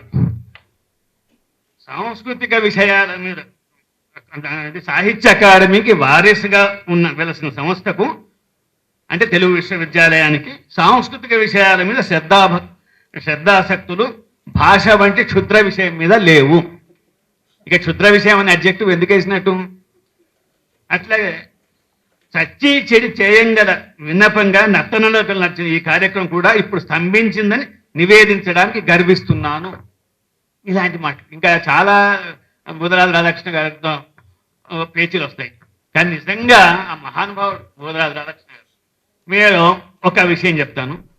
ఒకటే అంశం మీద ఇద్దరు మాట్లాడిన దాన్ని తులనాత్మకంగా మీరు పరిశీలించినప్పుడు ఏది బాగుంటుంది, ఏది బాగుండదు అనేది అర్థమవుతుంది. ముఖ్యంగా రచయితలకు ఏదైనా తులనాత్మకంగా చెప్పాలి. విశ్వనాథ సత్యనారాయణ గారు ఏమన్నారంటే, శ్రీనాథుడు సీస పద్యాలను చెడగొట్టాడు. ఇది విశ్వనాథ సత్యనారాయణ కామెంట్. శ్రీనాథుడు సీస పద్యాలను చెడగొట్టాడు. ఏం చెడగొట్టే నష్టం ఏంటి, బాగుంటే లాభం ఏంటి? ఒక కవి తన అభిరుచిని చెప్తున్నాడు. ఇప్పుడు ఒక పుస్తకాన్ని ఏదో భీమేశ్వర పురాణాన్ని తిక్కన రాశాడు అంటే తప్పు, లేదా మా నిర్వచనోత్తర రామాయణం శ్రీనాథుడు రాశాడంటే తప్పు. కానీ శ్రీనాథుడు సీసపద్యాన్ని చెడగొట్టాడంటే తప్పేంటి? రాశాడు, అదే ఆయన అభిప్రాయం. ఇంతకు ఆయన అభిప్రాయం ఎక్కడ రాశాడు అది కూడా చూడాలి. 1000 పడగలు నవలలో రాశాడు, సాహిత్య విమర్శలో కాదు. 1000 పడగల నవలలో కూడా ఎప్పుడు రాశాడు? అది నవల. ఆ నవల్లో ఏమిటంటే ధర్మారావు, నాయన కృష్ణకుమారి గారి తండ్రి గారు కిరీటి, వాళ్ళిద్దరు చాలా, అంటే విశ్వనాథ సత్యనారాయణ, నాయన సుబ్బారావు గారు చాలా క్లోజ్ ఫ్రెండ్స్. వాళ్ళిద్దరు కొట్లాడుకున్నారు, హాస్టల్లో తిని మౌనంగా నడుస్తూ ఉన్నారు. ఈయన ఏదంటే అవతలైన వ్యతిరేకించాలి, అవతలైన ఏదంటే ఈయన వ్యతిరేకించాలి. ఇది అంటే ఆ రోజు కొట్లాడుకున్నారు. అందుకోసం కర్మక అవతల శ్రీనాథుడు అని ఏదో ప్రశ్న చేస్తే సీసపద్యాలు చెడగొట్టాడని ఈయన అన్నాడు. కాస్త దూరం పోయిన తర్వాత ఇంకా వాదన పెరిగింది. చళ్ళున ఆ కిరీటి ఏం చేశాడు, విశ్వనాథ మన ధర్మారావుని చెంప మీద కొట్టాడు.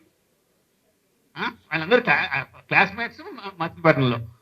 తర్వాత ఒక నది వచ్చింది, అది దాటడానికి ఆయన సాధన తెలుసు. నీవు గనక కొట్టావు సరిపోయింది, ఇంకొకటి కనుక నన్ను కొట్టింటే వాడిని పని చేస్తుంది అని చెప్పి ఆయన మోసుకొని అవతలి పోతాడు విశ్వనాథ. అంటే ఇక్కడ ఏంటి, అవతలి వాడు అన్నదాన్ని వ్యతిరేకించాలి, అంతే. అక్కడ ఉన్నదేం లేదు. ఆయన అక్కడ అన్నాడు, సరిపోయింది. దాన్ని పట్టుకొని, అంటే కవిగా అంటున్న మాట కాదు, అది అక్కడ ఒక పాత్ర అంటున్న మాట. చాలా మటుకు మన భావకవిత్వంలోనూ అక్కడ లేదా ఫిడేల్ రాగాల డజన్లో నేను అహంభావ కవిని అంటే ఈయనకు అహంభావం ఎక్కువ అని కామెంట్ చేయకూడదు. నేను అన్నంత మాత్రం నేను అని ఉత్తమ పురుషులు వచ్చిన దగ్గర అది కవి ఒపీనియన్ అని భ్రమపడకూడదు. అన్నప్పుడు దాన్ని ఉదాహరణ చెప్తున్నాము, దాన్ని వ్యాఖ్యానం చేయలేదు. శ్రీనాథుడు సీస పద్యాలు చెడగొట్టాడు, ఇది. దానికి మరుపూరి కోదండరామరెడ్డి గారు ఏమనంటే, ఎవరో వెంగళప్ప శ్రీనాథుని సీస పద్యం చెడగొట్టినాడైనా అది సూర్యునిపై ఉమ్మిసిన వాడిలాగా అవుతుంది. ఇట్లా సూర్యునిపై ఉమ్మేసిన ఇది మాట్లాడాల్సిన అవసరం ఉంది. పైగా విశ్వనాథ సత్యనారాయణ శ్రీనాథుని గొప్పతనం తెలియదా? శ్రీనాథుడి హరవిలాసానికి వాటన్నిటికి పీఠికలు రాశాడు. ఎంఎస్కోకు రాసిన పీఠికలు చూడండి, రచనా శిల్పానికి గొప్ప ఉదాహరణ. 5వ తరగతి పిల్లగాడు ఆ కావ్యాల గొప్పతనం చదువుకోవచ్చు, అంత సులభంగా తీసుకొచ్చాడు. దీన్నే అంటే ఇక్కడ సూర్యునిపై ఉమ్మిసిన శ్రీనాథుని రసప్రసిద్ధ ధారాధుని అని విశ్వనాథ సత్యనారాయణ గారు అన్నారు. దాన్ని పట్టుకొని సూర్యునిపై ఉమ్మిసిన వెంగళప్పలాగా అవుతాడు అని మాట్లాడు. దీనికి ప్రసాదరాయ కులపతి గారు అన్నారు, శ్రీనాథుడు సీసపద్యంలో చెడగొట్టినాడన్న వాదం నాకు అత్యంత ప్రియమైన కవి విశ్వనాథ సత్యనారాయణ గారు. ఆయన వాదము ఆయనకి, దాన్ని ఎవరూ అంగీకరించరు. ఆయనను వారి యొక్క వాదము ఇంతే అనుకుంటున్నాడు. ఇది అంటే 2 రకాలుగా చెప్పగలిగేది ఉండాలి. అక్కడ మనం స్మూత్గా చెప్పాలి. ఎప్పుడు కూడా ధూమ్ ధామ్ అనేది రాకూడదు. సింపుల్గా చెప్పడం అనేది నేర్చుకోవాలి. అయితే వేరే ఉద్యమాలు వీటిల్లో మాట్లాడే మాటల్లో అవన్నీ వేరు వేరు విషయాలు. నేను కేవలం ఇది. అట్లాగే మళ్ళీ వద్దాం సార్, అది కొంచెం లెంగ్తీ అవుతుంది. మనకి మీకు శైలి శిల్పానికి సంబంధించి ప్రధానంగా భాష చాలా ఇంపార్టెంట్. దానికి సంబంధించి ఒక చిన్న మామూలు ఉదాహరణ చెప్తా, నేను చెప్పి మీకు ఇస్తాను. ఒక 10 ఏళ్ల కిందట అనుకుంటా ఒక టీచర్, ఒక ఆవిడ నాకు కలిసారు, నా మిత్రురాలైనటువంటి టీచర్. ఆవిడ క్లాసులో జరిగినటువంటి ఒక చిన్న సంఘటన గురించి చెప్పారు. అంటే భాష కూడా వివక్షతతో ఎట్లా ఉంటుంది, దాన్ని ఎట్లా మార్చుకోవాలన్న దానికి. ఆవిడ మామూలుగా క్లాసులోకి వెళ్ళి చిన్న తరగతుల పిల్లలు, బహుశా 4-5 తరగతుల పిల్లలకు అనుకుంటా, సాహిత్యం అంటే మీకు ఏంటో తెలియదా అంటే, తెలియదు టీచర్, చెప్పండి టీచర్ అన్నారట. అంటే ఆమె ముఖం అందంగా ఉంది అని ఒక ఉదాహరణ చెప్పి, లేదా ఆమె ముఖం గుండ్రంగా ఉంది అని ఒకటి చెప్పి, ఆమె ముఖం చంద్రబింబం వలె గుండ్రంగా తెల్లగా అందంగా ఉంది అని చెప్పి ఆవిడ చెప్పిందట. ఆమె ముఖం గుండ్రంగా ఉంది అంటే మామూలు మాట, ఆమె ముఖం చంద్రబింబం లాగా తెల్లగా అందంగా ఉంది అంటే సాహిత్యం అని ఆవిడ చెప్పిందట, పిల్లలకి అర్థం కావడం కోసం. అప్పుడు ఆ పిల్లల్లోంచి ఒకళ్ళు లేచి, గుండ్రంగా కాకుండా మొహం కోలగా ఉంటే అందంగా కాదా మేడం, నల్లగా ఉంటే అందంగా కాదా టీచర్ అని చెప్పి అడిగిందట. అంటే భాషలో మనకు తెలియకుండానే మనం ఎట్లా వివక్షని పెంచి పోషిస్తాము. నల్లపొద్దు సంకలనం అటువంటి స్త్రీల పట్ల ఉండేటువంటి అటువంటి వివక్షా రూపాలని, కులం పట్ల ఉండేటువంటి అటువంటి వివక్షా రూపాలని పటాపంచలు చేసింది. మీ అనుభవాలు చెప్పండి ఆ సందర్భంగా. నల్లపొద్దు గురించి నాకు చాలా టైం కావాలి. మీరు చిన్న ప్రశ్న అడిగారు, నేను షార్ట్గా చెప్పే ప్రయత్నం చేస్తాను. ఈ నల్లపొద్దు ఇప్పటికీ 21 సంవత్సరం. ఇది ఈ నల్లపొద్దు బయటకు వచ్చి 21 సంవత్సరం.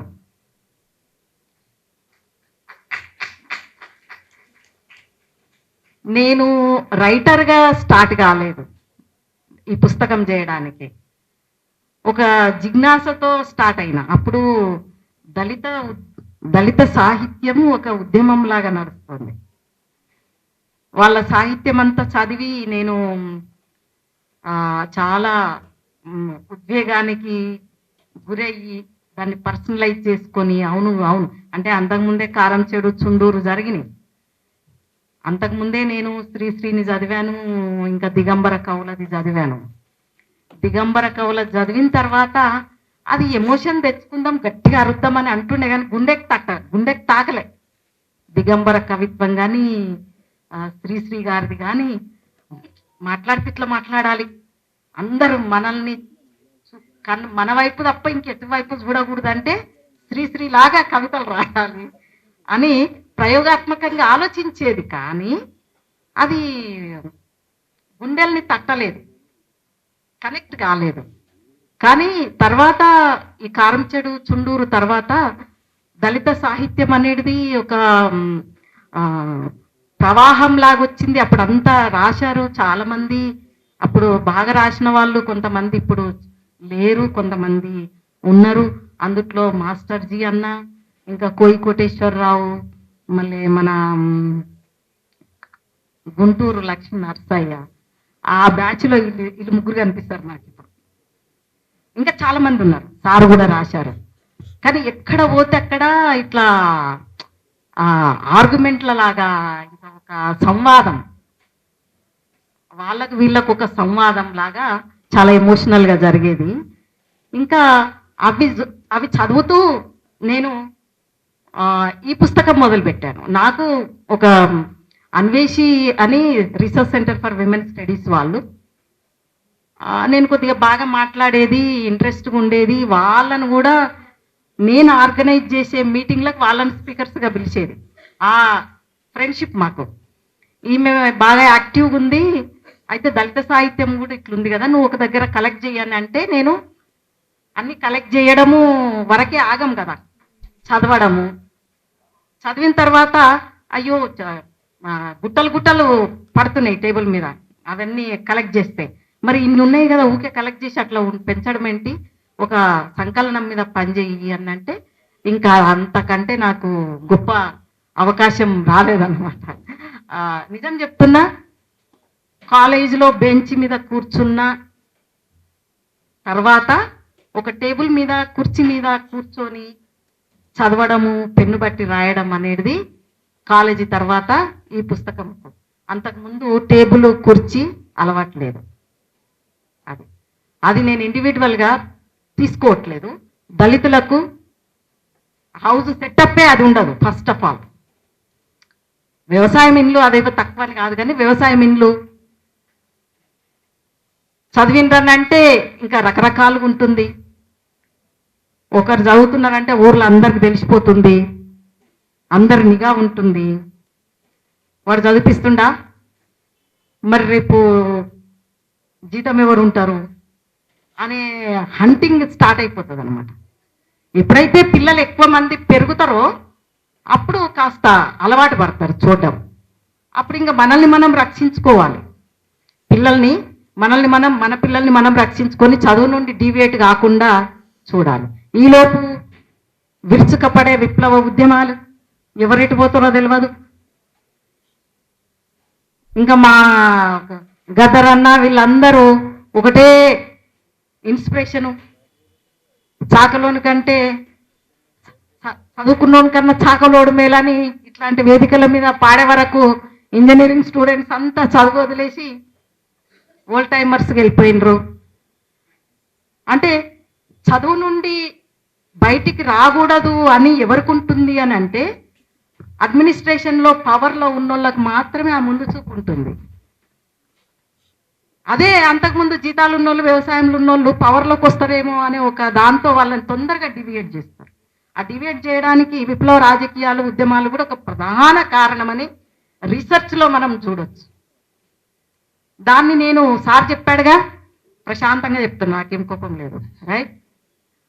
అయితే ఇది చదివిన తర్వాత నేను అంతకు ముందు చదివిన దాని నుండి ఇది చదివే దానికాడ ఒక మౌలికమైన మార్పు ఏంటంటే, నేను తెలంగాణ ఒక బార్డర్, కర్ణాటక తెలంగాణ బార్డర్ ప్రాంతం మాది. రోడ్లు సరిగ్గా ఉండవు, dry area, Tandur dry area ఉంటుంది. మాకన్నీ ఒడ్లు కూడా సరిగ్గా వండేది కాదు, తైదలు అవి జేజబువ్వ పండగ బువ్వనే, అప్పుడు ఒడ్లు లేవు. అయితే అట్లాంటి ప్రాంతం నుండి వచ్చిన దాన్ని అరే అంటే మాదిగా అని అంటే మేము తక్కువ అని మాకు ఫీలింగ్ లేదు. ఫస్ట్ ఆఫ్ ఆల్ ఆ ఫీలింగ్ లేకపోవడం ఇంకా ప్రాబ్లం అనమాట.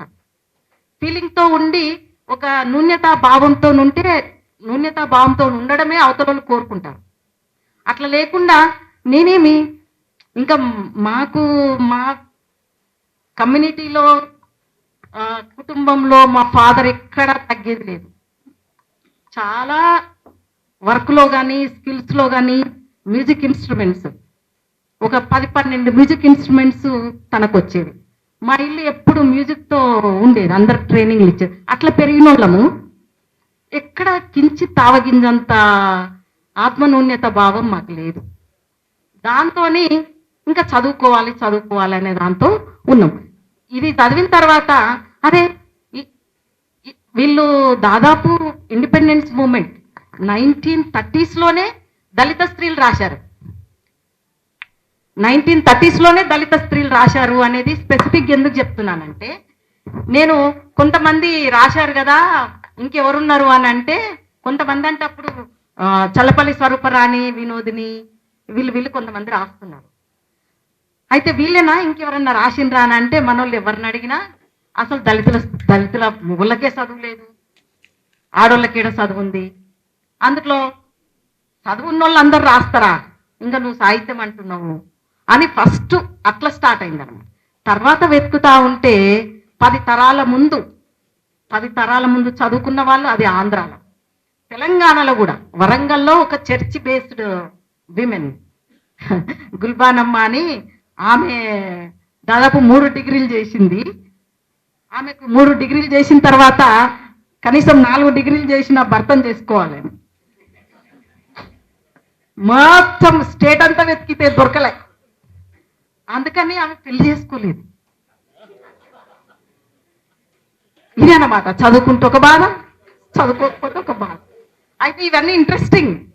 ఇది ఎవరు తీయాలి చరిత్రలో అని అంటే, ఒక స్పెసిఫిక్ గా నాకు వాళ్ళు ఇచ్చారు కాబట్టి నేను అందులో, నాకు కూడా అంత ఫోకస్ అంత విజన్ ఏం లేదు. ఒకరు అవకాశం ఇచ్చారు కాబట్టి నేను వెళ్ళి చేశాను.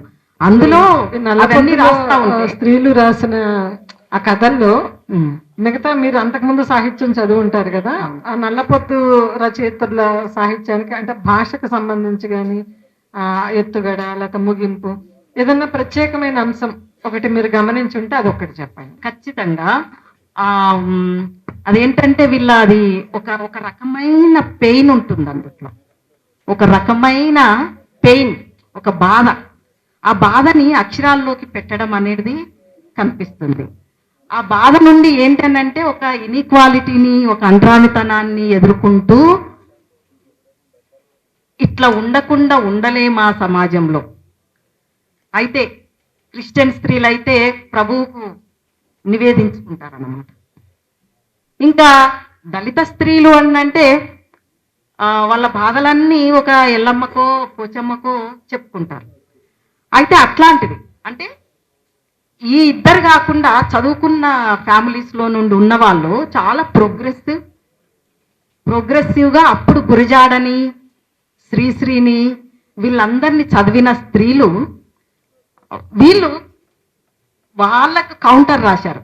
ఎట్లా అంటే దేశం అంటే మట్టి కాదు, ఈ దేశం అంటే మనుషులు అని అన్న పదానికి, ఆ కవితకు దేశం అంటే మనుషులని తెలుసు, దేశం అంటే కేవలం మట్టి కాదని తెలుసు, కానీ ఆ మనుషుల్లో ఉన్న కులాల సంగతి ఏంటి, ఆ కులాల గురించి ఎందుకు అందరూ సైలెన్స్ మెయింటైన్ చేస్తారు. సైలెన్స్ మెయింటైన్ చేస్తున్నారని అర్థమైపోతుంది. ఇంకా మీరు సక్సెస్ఫుల్గా చేస్తున్నాం అనేది ఒక ఫెయిల్యూర్. సక్సెస్ఫుల్గా సైలెన్స్ మెయింటైన్ చేస్తున్నాం అనేది ఒక ఫెయిల్యూర్. ఈ ఫెయిల్యూర్ మనసులను పట్టుకొని ఏమి ఎక్స్పెక్ట్ చేస్తాం వాళ్ళ నుండి. మన పనేదో మనము చెయ్యాలి, మనం మాట్లాడుతూనే ఉండాలి, మనం రాస్తూనే ఉండాలి అనేది ఇందుట్లో ఒక ఆవిడ కిరణ్మయ్ అని రాస్తుంది. మళ్ళీ భాష కూడా, మన భాష ఒక మంత్రం లాగా ఉంటుంది అన్నమాట. మంత్రం ఒక ఆయన దగ్గర, ఒక ఆయన కాదు, ఒక మేకపోతుని కోసేట ఆయన దగ్గర పోతే ఆయనని పసుపు నీళ్ళు చల్లుతాడు, బండారు నీళ్ళు చల్లుతాడు, అది ఇట్లా అని చూస్తుంటాడు, వేసి దాని మీద కొడతాడు, ఇట్లా అని చూస్తుంటాడు. అంటే తనకు తాను, అది జడతవట్టుడు అంటారు అనమాట. జడతవట్టు తనకు తాను దేవుడికి అర్పించుకున్నదని అంటారు. అంటే మనుషులు కూడా ఆ మంత్రం వేసినట్టు భాషని ఆస్వాదిస్తారు. అదేంటనంటే ఒక దేవుడి గురించి, ఒక దేవుడి పేరు చెప్తేనో, ఈవెన్ మనకు తెలియకుండా మనమే పదాలలో మతాన్ని, దేవుళ్ళని, అది హిందూ దేవుళ్ళని తీసుకొచ్చే ఒక పెద్ద జబ్బు తెలుగు రచయితలకు ఈవెన్ హిందీ వాళ్ళకి ఉంది. అట్లాంటిది ఒక పద ప్రయోగాలు అన్న కాడ చాలా కాన్షియస్ ఉన్నారు. అదేంటి అని అంటే ఇంద్రధనస్సు ఇంద్రధనస్సు ఇంద్రధనస్సు అని అంటే ఇంద్రుడు ఆయనకు ధనస్సు.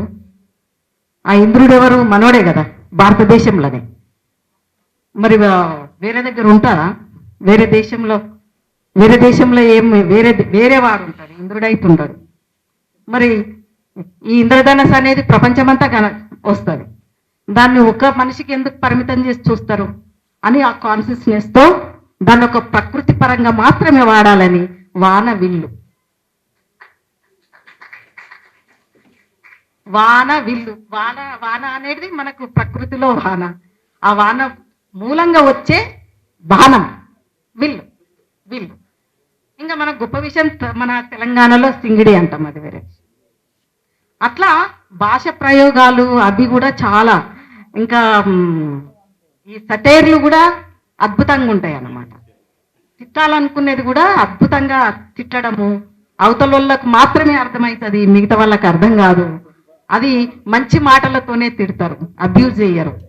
ఈ అబ్యూజింగ్ లాంగ్వేజ్ ఏంటంటే దొరల లాంగ్వేజ్. అది దొరలు జీతగాళ్ళ కుటుంబాలని అబ్యూజ్ చేసే అబ్యూజ్ లాంగ్వేజ్. అది సాహిత్యంలో తీసుకొచ్చిన తర్వాత కొంత దళిత సాహిత్యంలో ఆ పదాలను వాడేది దళిత సాహిత్యం అని చెప్పి కొంత మిస్రిప్రజెంటేషన్ అవుతుంది. అది స్త్రీల విషయానికి వచ్చినప్పుడు ఆ లాంగ్వేజ్ రాదు. అది ఒక రివర్స్ లాంగ్వేజ్. అది అవతలోడు నన్ను తిట్టిండు కాబట్టి నేను అదే తిట్టాలి అనే ఒక రివెంజ్. అది వీళ్ళ విషయంలో ఎవరన్నా తిట్టాలనుకుంటే నీ ముఖం మీద మన్నువయ్యా అట్లాంటివి రావు. నీ కడుపులో అంబలివయ్యా అంటే అంబలి ఎంత బాగుంటుంది అట్లా. అది కూడా ఒక తిట్ అన్నమాట. ఆ ముఖం చూడు అల్లనేరేడు పండుగలు అయింది. అల్లనేరేడు పండు అంటే బ్లాక్, నల్లగా ఉంటుంది. పొట్టిగుంటే మా తల్లి గున్నమామిడే అని అంటారు, అంటే గున్నమా చెట్టు గుబురుగా ఉంటుంది. అట్లా అవి చాలా ఎవరిని ఇబ్బంది పెట్టవు, లేకపోతే తిట్లు కానీ అట్లా ఉండవు అనమాట. ఇంకోటి మొటిమలొచ్చే ముఖము, అమ్మో ఎంత మార్కెట్ అది. ఫేర్ అండ్ లవ్లీకి ఏంటది ఏదో ట్రీట్మెంట్, రేడియం ట్రీట్మెంట్ అట్లా వచ్చి పెద్ద మార్కెట్ ఉంది. కానీ మేమున్న టైంలో, ఇప్పుడు మా కుటుంబాలలో కూడా చాలా మారిపోయింది. మేమున్న టైంలో మొటిమలు వచ్చినాయి అది వచ్చినాయి అని బాధపడితే పిచ్చి గాదానికి బాధపడతారా? మొటిమలు రాని ముఖం అసలు ముఖమే కాదు, మొటిమలు లేని ముఖమే కాదు అని అంటే ఒక రిలీఫ్ కదా. ఓ పర్వాలేదు అని అట్లా రిలీఫ్ ఇచ్చేవి పెద్దవాళ్ళ నుండి వినడము, పిల్లలు కూడా అట్లా స్ట్రెంగ్త్గా వెళ్ళడము, అది ఒకటి. కానీ దీనికి రివర్స్గా ఇది అంతా మా ప్రపంచం, ఇది వాడ ప్రపంచం. ఈ వాడలో చాలా స్ట్రెంగ్త్ మాకు. ఈ స్ట్రెంగ్త్ నుండే బయట కుల సమాజాన్ని ఎదుర్కొనే బలము కమ్యూనిటీలోనే ఉంటుందన్నమాట. బయట పోతే ఇది తింటే మాది వాళ్ళు కాబట్టి ఇది తింటున్నారు, అగో ఇట్లుంటే వీళ్ళు కాబట్టి ఇట్లుంటున్నారు, ఆ రకంగా ఐసోలేషన్ అనేది నడుస్తూ ఉంటుంది. కానీ దానికి రివర్స్ చదువుకున్న కవులు, గొప్ప కవులు, మాస్టర్ జీ అన్న రాసిన ఎద్దు కూర తిన్నోడే ఎంత ముద్దుగున్నాడే అని అట్లా పాడిన తర్వాత ఇంకా ఎద్దు కూర తిన్న అమెరికా ఆల్బర్ట్ ఐన్స్టైన్ వీళ్ళందరూ కొత్త అన్ని కనుగొన్నారు. మన భారతదేశ బాపనాయన మాత్రం కులం కనుగొన్నాడు అని మాస్టర్ జీ అన్న ఇక్కడే ఉన్నారు. ఆయన మొత్తము ఒక దళిత సమాజానికి, అంటే దళిత సమాజానికే కాదు, ఇక్కడ కుల పీడితులు అంటే బ్రాహ్మణ్ కూడా ఉంటారు. ఆ ఆలోచన ఉండాలి. కుల పీడితులు అంటే కేవలం దళితులు కాదు, మనసును సంకుచితం చేస్తుంది, ద్వేషపూరితం చేస్తుంది, నేరపూరితం చేస్తుంది, తప్పులను జస్టిఫై చేస్తుంది, క్రిమినాలిటీని, నేర ప్రవృత్తిని జస్టిఫై చేస్తుంది. కాబట్టి అది కుల మనస్తత్వం. వ్యతిరేకంగా ఈవెన్ జస్ట్ ప్రోగ్రెసివ్ అనుకుంటే కూడా కుల వ్యతిరేకం లేకపోతే అది ప్రోగ్రెసివే కాదు. అందుకే దళిత కవులు మనువును మాట్లాడంది, మనువును కుల వ్యవస్థను మాట్లాడని వాళ్ళు మహాకవులు ఎట్లయితారని కూడా మాట్లాడింది. అక్కడ ఒక క్రిటిసిజం, అంటే వాళ్ళు ఎంత లెవెల్లో మాట్లాడారో అంత లెవెల్లో సమాధానాలు కూడా చెప్పారు. ఈ రకమైన ఐడియాలజికల్ బ్యాటిల్, భావజాల యుద్ధం అనేది మొదటి నుండి ఉన్నది. అది ఒక రకంగా దాని మీద ఒక డిబేట్ అనేది సీరియస్గా లేదు. ఆ ఇన్ఫ్లుయెన్స్ అయితే చాలా ఉంది. అది ఇందులో నేను నిన్ను 21 సంవత్సరం కిందనే ఉన్నాయని అంటే రచయితల పట్ల ఉండే యాటిట్యూడ్, వాళ్ళు రాసుకునేటప్పుడు వాళ్ళ ఐడియా వాళ్ళకు వచ్చినప్పుడు, ఈ ఐడియా నీకు వచ్చిందా, నీ ముఖం అట్లా కనిపించట్లేదే అట్లా అంటే, కాదండి నేనే రాసినండి అని అన్నప్పుడు, అమ్మా నీలోని సరస్వతికి నమస్కారం అంటే నీకు కాదా, సరస్వతి వేరుగుందా? అదే భాష. ఈ దాన్ని ఏ టూల్తో మనము కనుగొంటాం, ఎట్లా దాని మైండ్ గేమ్ అనేది అదే. చర్చ ఇంకో గోడల్లాగా ఉండవు. ఇది సాహిత్యంలోనే పవర్ఫుల్ గా కనిపిస్తుంది. ఇది ఇంకొక విషయం నేను తర్వాత టైం ఎక్కువ ఇస్తున్నాను. భావజాల యుద్ధం చేయడానికి భాష ఎంత ముఖ్యం, వివక్ష లేకుండా ఎంత ముఖ్యం అనేది చెప్పారు. అంటే మనకి శ్రీపాద అంటాడు, నేను ఆయన్ని భాషకి చాలా గొప్ప భాష వాడిన వారుగా ఆయన గురించి చెప్తారు. నా భాష అంతా నేను మా ఇళ్లలో ఉన్న స్త్రీల దగ్గర నుంచి నేర్చుకున్నాను అని చెప్పి. ఆయన నేర్చుకుంటేనే అంత గొప్పగా రాశాడు. స్త్రీలే స్వయంగా సాహిత్యం సృష్టించడం, ప్రధానంగా స్త్రీలలో అన్ని వర్గాల వారు సాహిత్య సృజనలోకి రావడం. ఇప్పుడు ఎండపల్లి భారత కథలు చూస్తే మనకి అర్థమవుతుంది ఆ శిల్పం అనేటువంటిది. అంటే స్త్రీలు ఒక మంచి శిల్పాన్ని ఎంచుకొని రాస్తే ఎంత అద్భుతంగా ఉంటాయో ఇప్పుడు రచయితలు చాలా మంది నిరూపిస్తున్నారు. సో మనకి ఇప్పుడు ఈ సెషన్ కొంచెం ముగింపుకు వచ్చింది కాబట్టి మనం వింటున్న శ్రోతల నుంచి ఎవరైనా ఒక ప్రశ్న అంటే ప్రశ్నే, ఉపన్యాసంగా కాకుండా ప్రశ్న అంటే ప్రశ్న, కానీ ఈ నలుగురిలో ఎవరినైనా మీరు అడగొచ్చు. కేవలం ప్రశ్న మాత్రమే దయచేసి.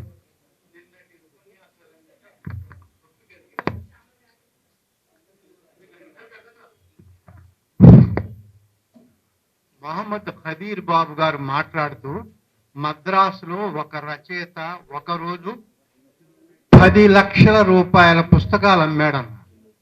అట్లనే ఆయనే మహారాష్ట్ర కూడా పోయాడు.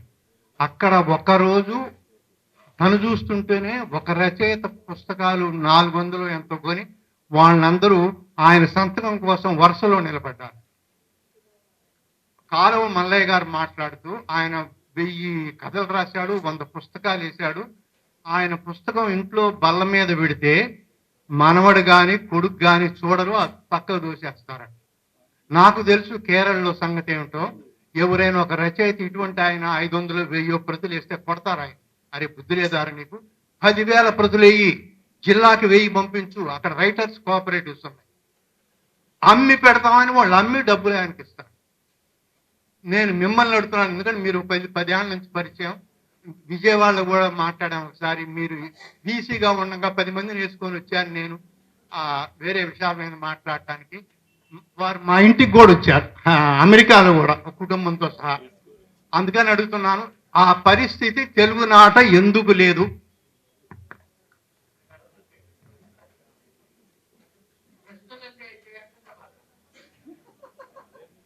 నేనేమనుకుంటున్నా అంటే, ఇక్కడ కులము సాహిత్యానికి సంబంధం ఉందని అనుకుంటున్నా మేడం. దానికోసం ఒక చిన్న ప్రశ్న, తప్పుంటే క్షమించండి. అయితే బ్రాహ్మణులు కులాన్ని కనుక్కున్నారు అన్నారు కదా, కానీ ఆ కులాన్ని ఇంకా పెంచి పోషిస్తూనే ఉన్నారు. ప్రతి విషయంలో కూడా ఇప్పుడు మేడం గారు చెప్పారు, దొరల ఇళ్లలో ఉన్న ఆడవాళ్ళు వాళ్ళ వేస్ట్, ఎవరైతే శ్రామిక వర్గం నుంచి వచ్చిన ఆడవాళ్ళు ఉన్నారో వాళ్ళు చేసేంత పని వీళ్ళు ఎవరు చేయలేరు, వీళ్ళు ఏం చేస్తున్నారు, కేవలం వండి పెడుతున్నారు, అలంకారప్రాయంగా ఉంటున్నారని ఆవిడ అన్నారు. దాంతో నేను ఏకీభవిస్తూనే, మేడం అంటే నాకు చాలా గౌరవము, చాలాసార్లు చూడాలనుకున్నా కానీ ఈసారి చూశాను. అయితే ఇప్పుడు చదువుకున్న దళిత మహిళలు కూడా అంటే అభివృద్ధి చెందుతున్న కొద్దీ వాళ్ళు చేసే పని అదే. అంటే ఎదుగుతున్న కొద్దీ మళ్ళీ దొరలలాగానే అనుకరిస్తున్నారు. నేను చూశాను ఒక ఎస్సీ నాయకులు, ఎమ్మెల్యేలు, ఎంపీలు ఉన్నారు కదా, వాళ్ళు వాళ్ళ ఇళ్లలో పనిచేసే ఎస్సీలతో వాళ్ళు కలిసి కూర్చొని తినరు. ఇది వివక్షత కాదా అని అడుగుతున్నా. అదే అభివృద్ధి చెందినటువంటి వేరే క్యాస్ట్ వాళ్ళు వాళ్ళతో పాటు వాళ్ళను పండగలప్పుడు పిలిచి తింటున్నారు. కానీ పని చేసినా చేయకపోయినా పని చేసే వాళ్ళ మీద వివక్షత ఉంటే అభివృద్ధి చెందిన దళితులు సైతం ఈ వివక్షతని ఎప్పుడైతే రూపుమాపుతారో ఈ ఇన్ఫీరియారిటీ ఫీలింగ్స్ అనేది పోతాయి. అంటే వాళ్ళ దగ్గర ఉన్న వాళ్ళ జాతి వాళ్ళని వాళ్ళు ఉపేక్షిస్తున్నారు అనేది నా ప్రశ్న.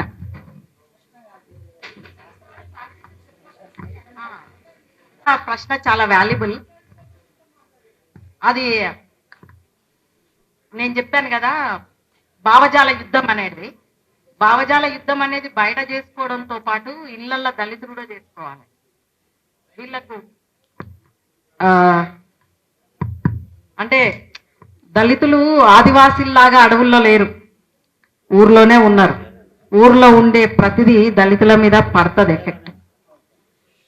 ఇన్ని రోజులు ఒక ఇన్ఫీరియారిటీకి, అణచివేతకు గురైన దళితులు ఒక్కసారి చదువు వచ్చిన తర్వాత ఒక రివెంజ్ రకంగా ఒక ఆ యాటిట్యూడ్ ఉంటుంది. అయితే అక్కడే ఇవన్నీ కూడా సాహిత్యంలో తీసుకొచ్చి సమాజంలో పెడదోరణలు ఎట్లున్నాయి అనే జనరలైజేషన్ కాకుండా ఈవెన్ బాధితులల్లో కూడా పే బ్యాక్ టు సొసైటీ అని ఎవరైతే మహనీయులు అంబేద్కర్, జ్యోతిబా ఫూలే చెప్పిండ్రో అది దళితులకే చెప్పిండ్రు.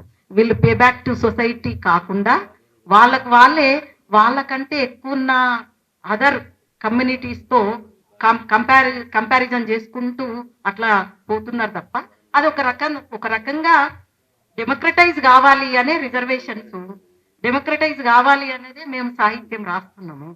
కానీ వాళ్ళ మీద మార్కెట్ పొలిటికల్ పవర్ పాలిటిక్స్, ఆ మార్కెట్ భావజాలము అదంతా కూడా సొంతంగా ఆలోచించలేనంత కొసకు కొట్టుకపోతుంది.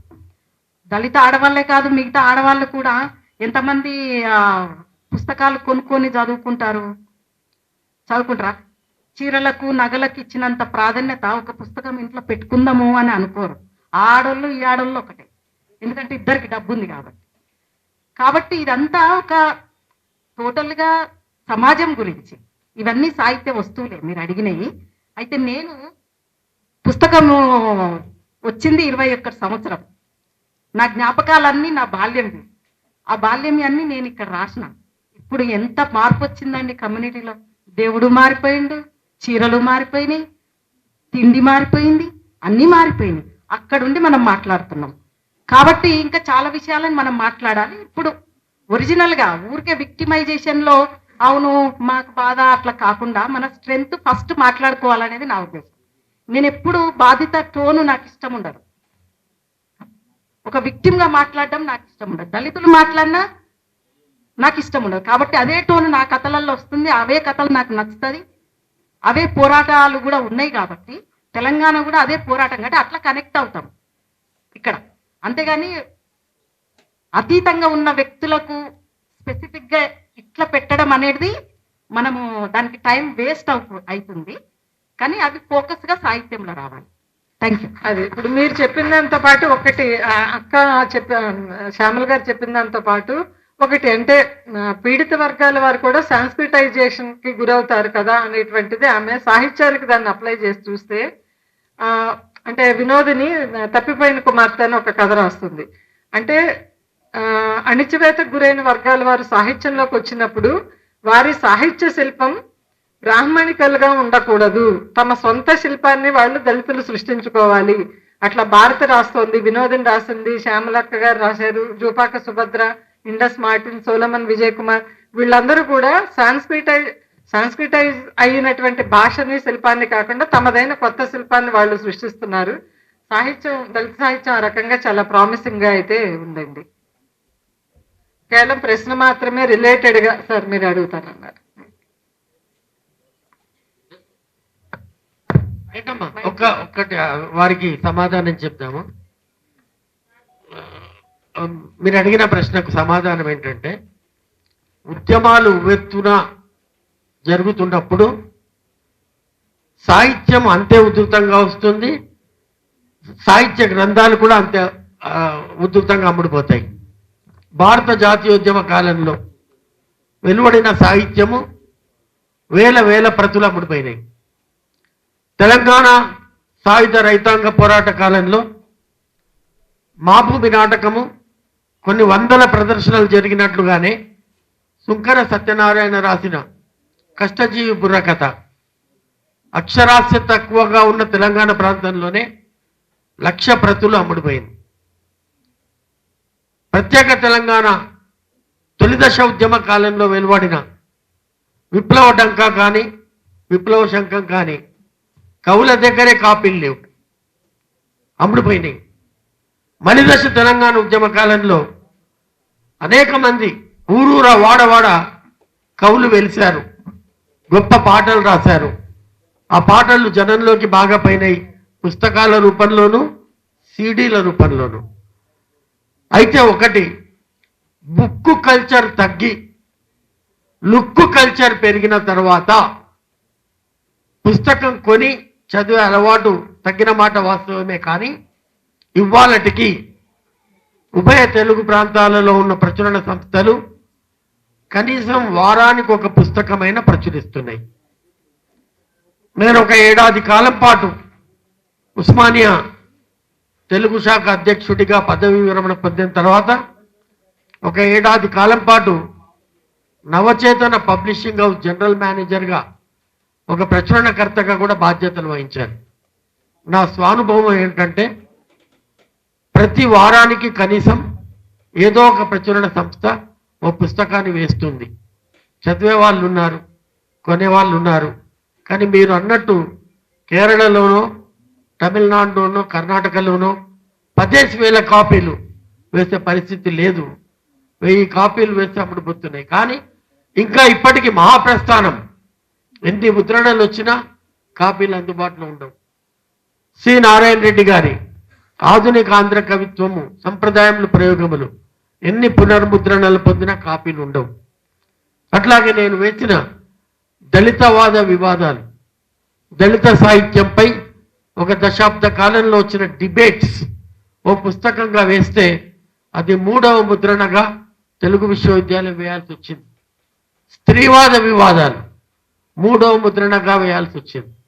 జాషువా కవిత్వం వందల ప్రతులు అమ్ముడుపోతున్నాయి. రాయాలి, ఇందాకే మొదటి నుంచి చెప్పినట్టు మళ్ళీ శాఖాచక్రమణం. రచయితలు సీరియస్గా రాస్తే కొనే సీరియస్ పాఠకులుగా ఉన్నారు. రచయితలు అలవోకగా రాస్తే పాఠకులు అలవోకగా తీసేసే అవకాశం కూడా ఉంది. ఎందుకంటే ఒక ఆయన బుష్ కాకి అని ఒక కావ్యం రాశాడు. రాసి బుష్ కాకి దాని పేరు. విశాలాంధ్ర మేడం మీద దాని ఆవిష్కరణ సభకు పిలిచారు. ఇప్పుడు ఆయన లేడు, అమరజీవి కాబట్టి ఆయన పేరు చెప్పాను. ఆయన లేడు, ఆయన కర్మ కొద్దీ నన్ను దాన్ని సమీక్షించేయమని అడిగాడు. నాకంటే ముందు రామచంద్రమూర్తి గారు మాట్లాడారు దాని మీద, ముఖ్య అతిథి ఆవిష్కరించి. ఈయన చాలా అలవోకగా ఈ కావ్యం రాశాడు.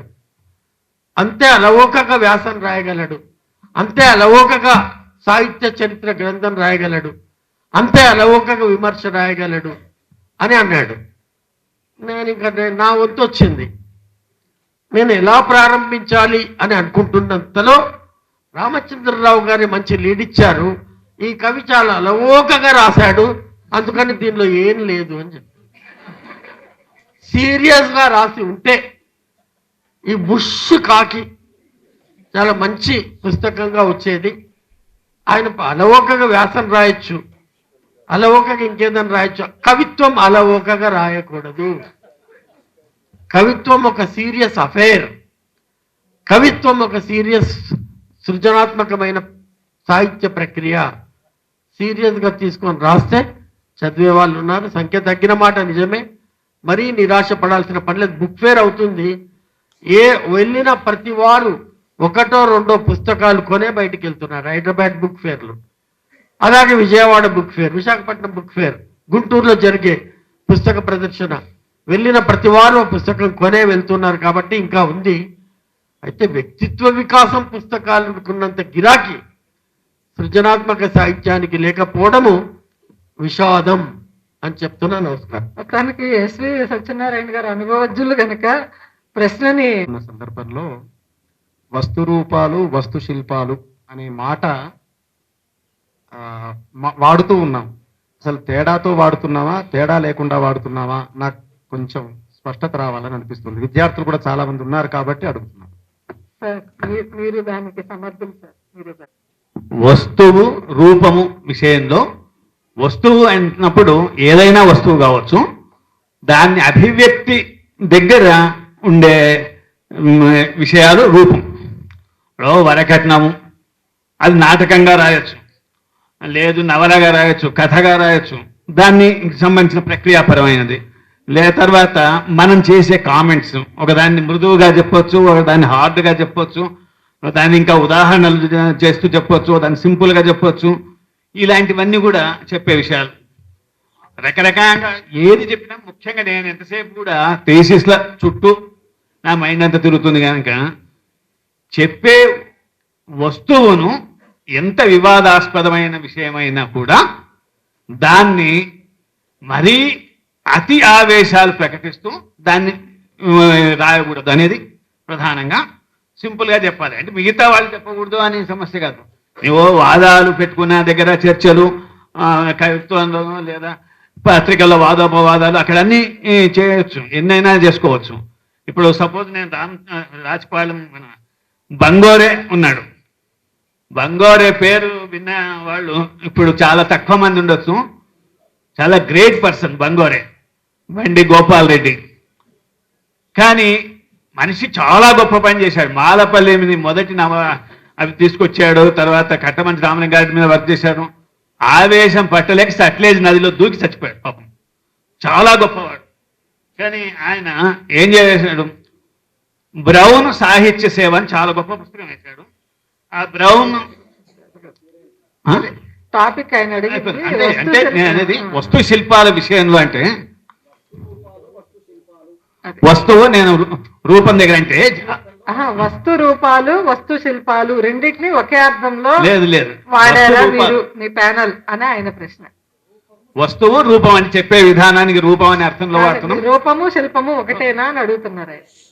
ఒకటే. ఒకటైతే మీరు అడగండి. నేను అనేది అదే. అంటే దాని మీద మీకు భిన్నాభిప్రాయం ఉంటే కౌంటర్ క్వశ్చన్ అడగచ్చు. ఇప్పుడు బంగోరే అన్న మాటలు మీకు వినిపిస్తాను. అది వద్దు అంటే ఆయన అడిగిన క్వశ్చన్ అయిపోయింది ఆన్సర్. ఆయన ఇక వివరణ ఇవ్వను అని చెప్పారు కాబట్టి ఆన్సర్ ఇచ్చే ఈ వస్తువు శిల్పము అది నా సబ్జెక్ట్ కాదు. నేను రైటర్ని, నేను రాస్తా. శిల్పం ఏదో వస్తువు ఏదో మీరు డిసైడ్ చేయండి.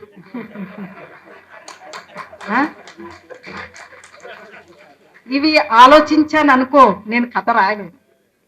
ఇవి ఆలోచించుకుంటూ నేను రాశాను అనుకోండి, నా కథ నేను రాయలేను.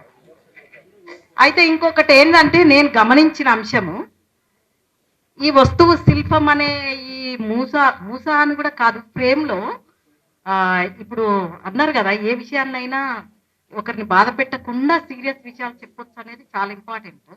దాన్ని నేను కూడా అంగీకరిస్తాను. అయితే దానికి చాలా మెచ్యూరిటీ లెవెల్స్ కావాలి, భాష పరిజ్ఞానం కావాలి, వేరే చదువుకున్నవి ఉండాలి, అంత కావాలి. అప్పుడే చెప్తామన్నమాట. అది అయ్యే వరకు చాలా ఏజ్ గడవాలి, చాలా చదవాలి, చాలా అనుభవం కావాలి. అప్పుడే మీరు అన్నట్టు చెప్తారు. కానీ స్టార్టింగ్లో ఇప్పుడు కులానికి సంబంధించిన ఒక వస్తువును తీసుకొని ఆ శిల్పమంతా పెట్టి ఓ కథ రాసినాం అనుకోండి, అది మా ఊర్లో ఒక దురంకారి దొరనే ఉంటాడు అనుకో, ఆయననే నా పక్కలో కవి అనుకో, ఈ వస్తువును అంగీకరిస్తారా? అయితే కవి అన్నంటే ఆయన ఒక సంకలనమే వేస్తున్నాడు అనుకోండి, లేకుంటే ఒక అవార్డులే ఇస్తున్నాడు అనుకోండి, ఒక జడ్జే అనుకోండి. ఆ ప్లేస్లో ఉండి ఈ కులం అనే ఈ వివక్షతని దురంకారాన్ని రాస్తే ఆ శిల్పాన్ని ఆ వస్తువును ఈయన అంగీకరిస్తాడా? అనేది ఆలోచించినప్పుడు అంగీకరించారు. అది వాళ్ళ ప్రాబ్లం. కానీ అట్లాంటి సంఘటనలు చాలా మంది దళిత కవులని తొక్కినాయి, చాలా మందిని బయటికి రాకుండా తొక్కినాయి. అదేం శిల్పము, తొక్కే శిల్పము. అందుకే ఆ శైలి శిల్పాలను తొక్కి రాస్తున్నారు మంచిగా. అయితే ఆ శిల్పము అది మరి మాకు వాడదు, అదే మీదైన శిల్పం మీకు, అది మాకు వాడదు. ఒకటి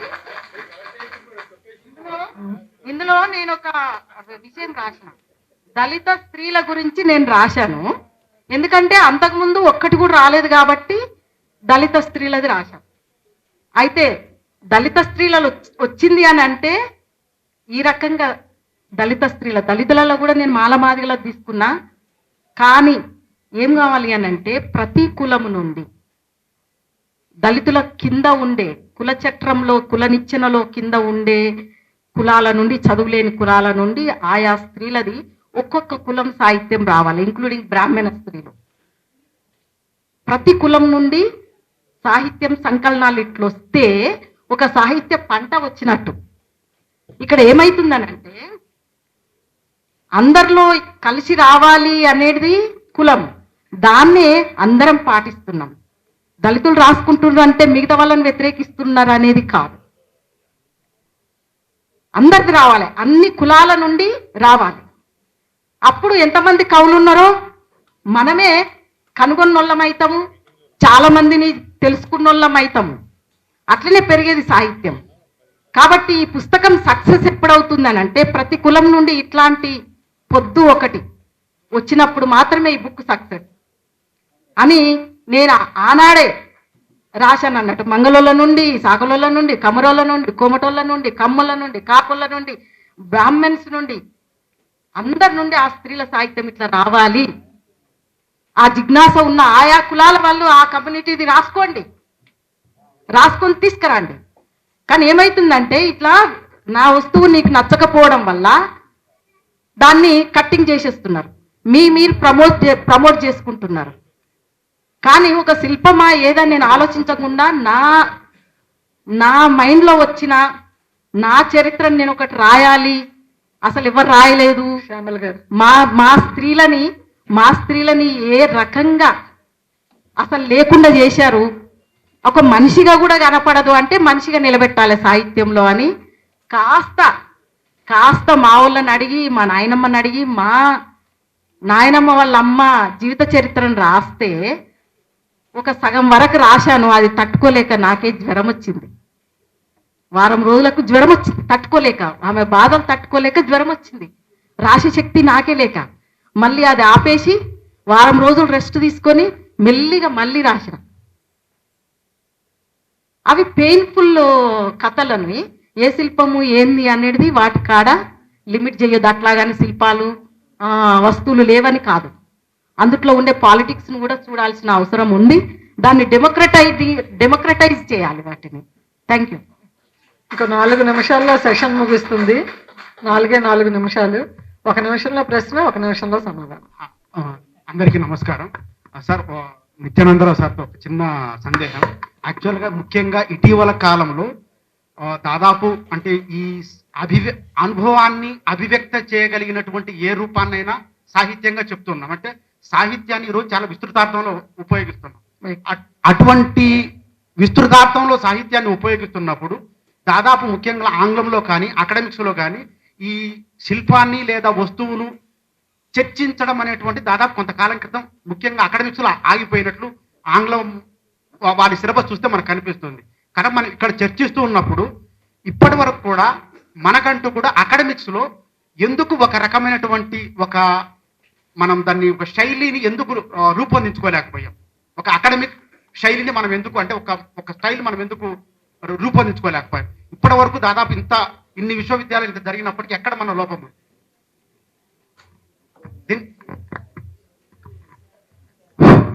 రూపొందించుకోలేకపోయాము అంటే దానికి వేరే ఆన్సర్ ఏమి ఉండదు.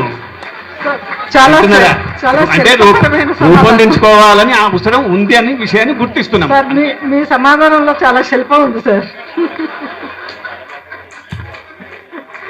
So thank you so much.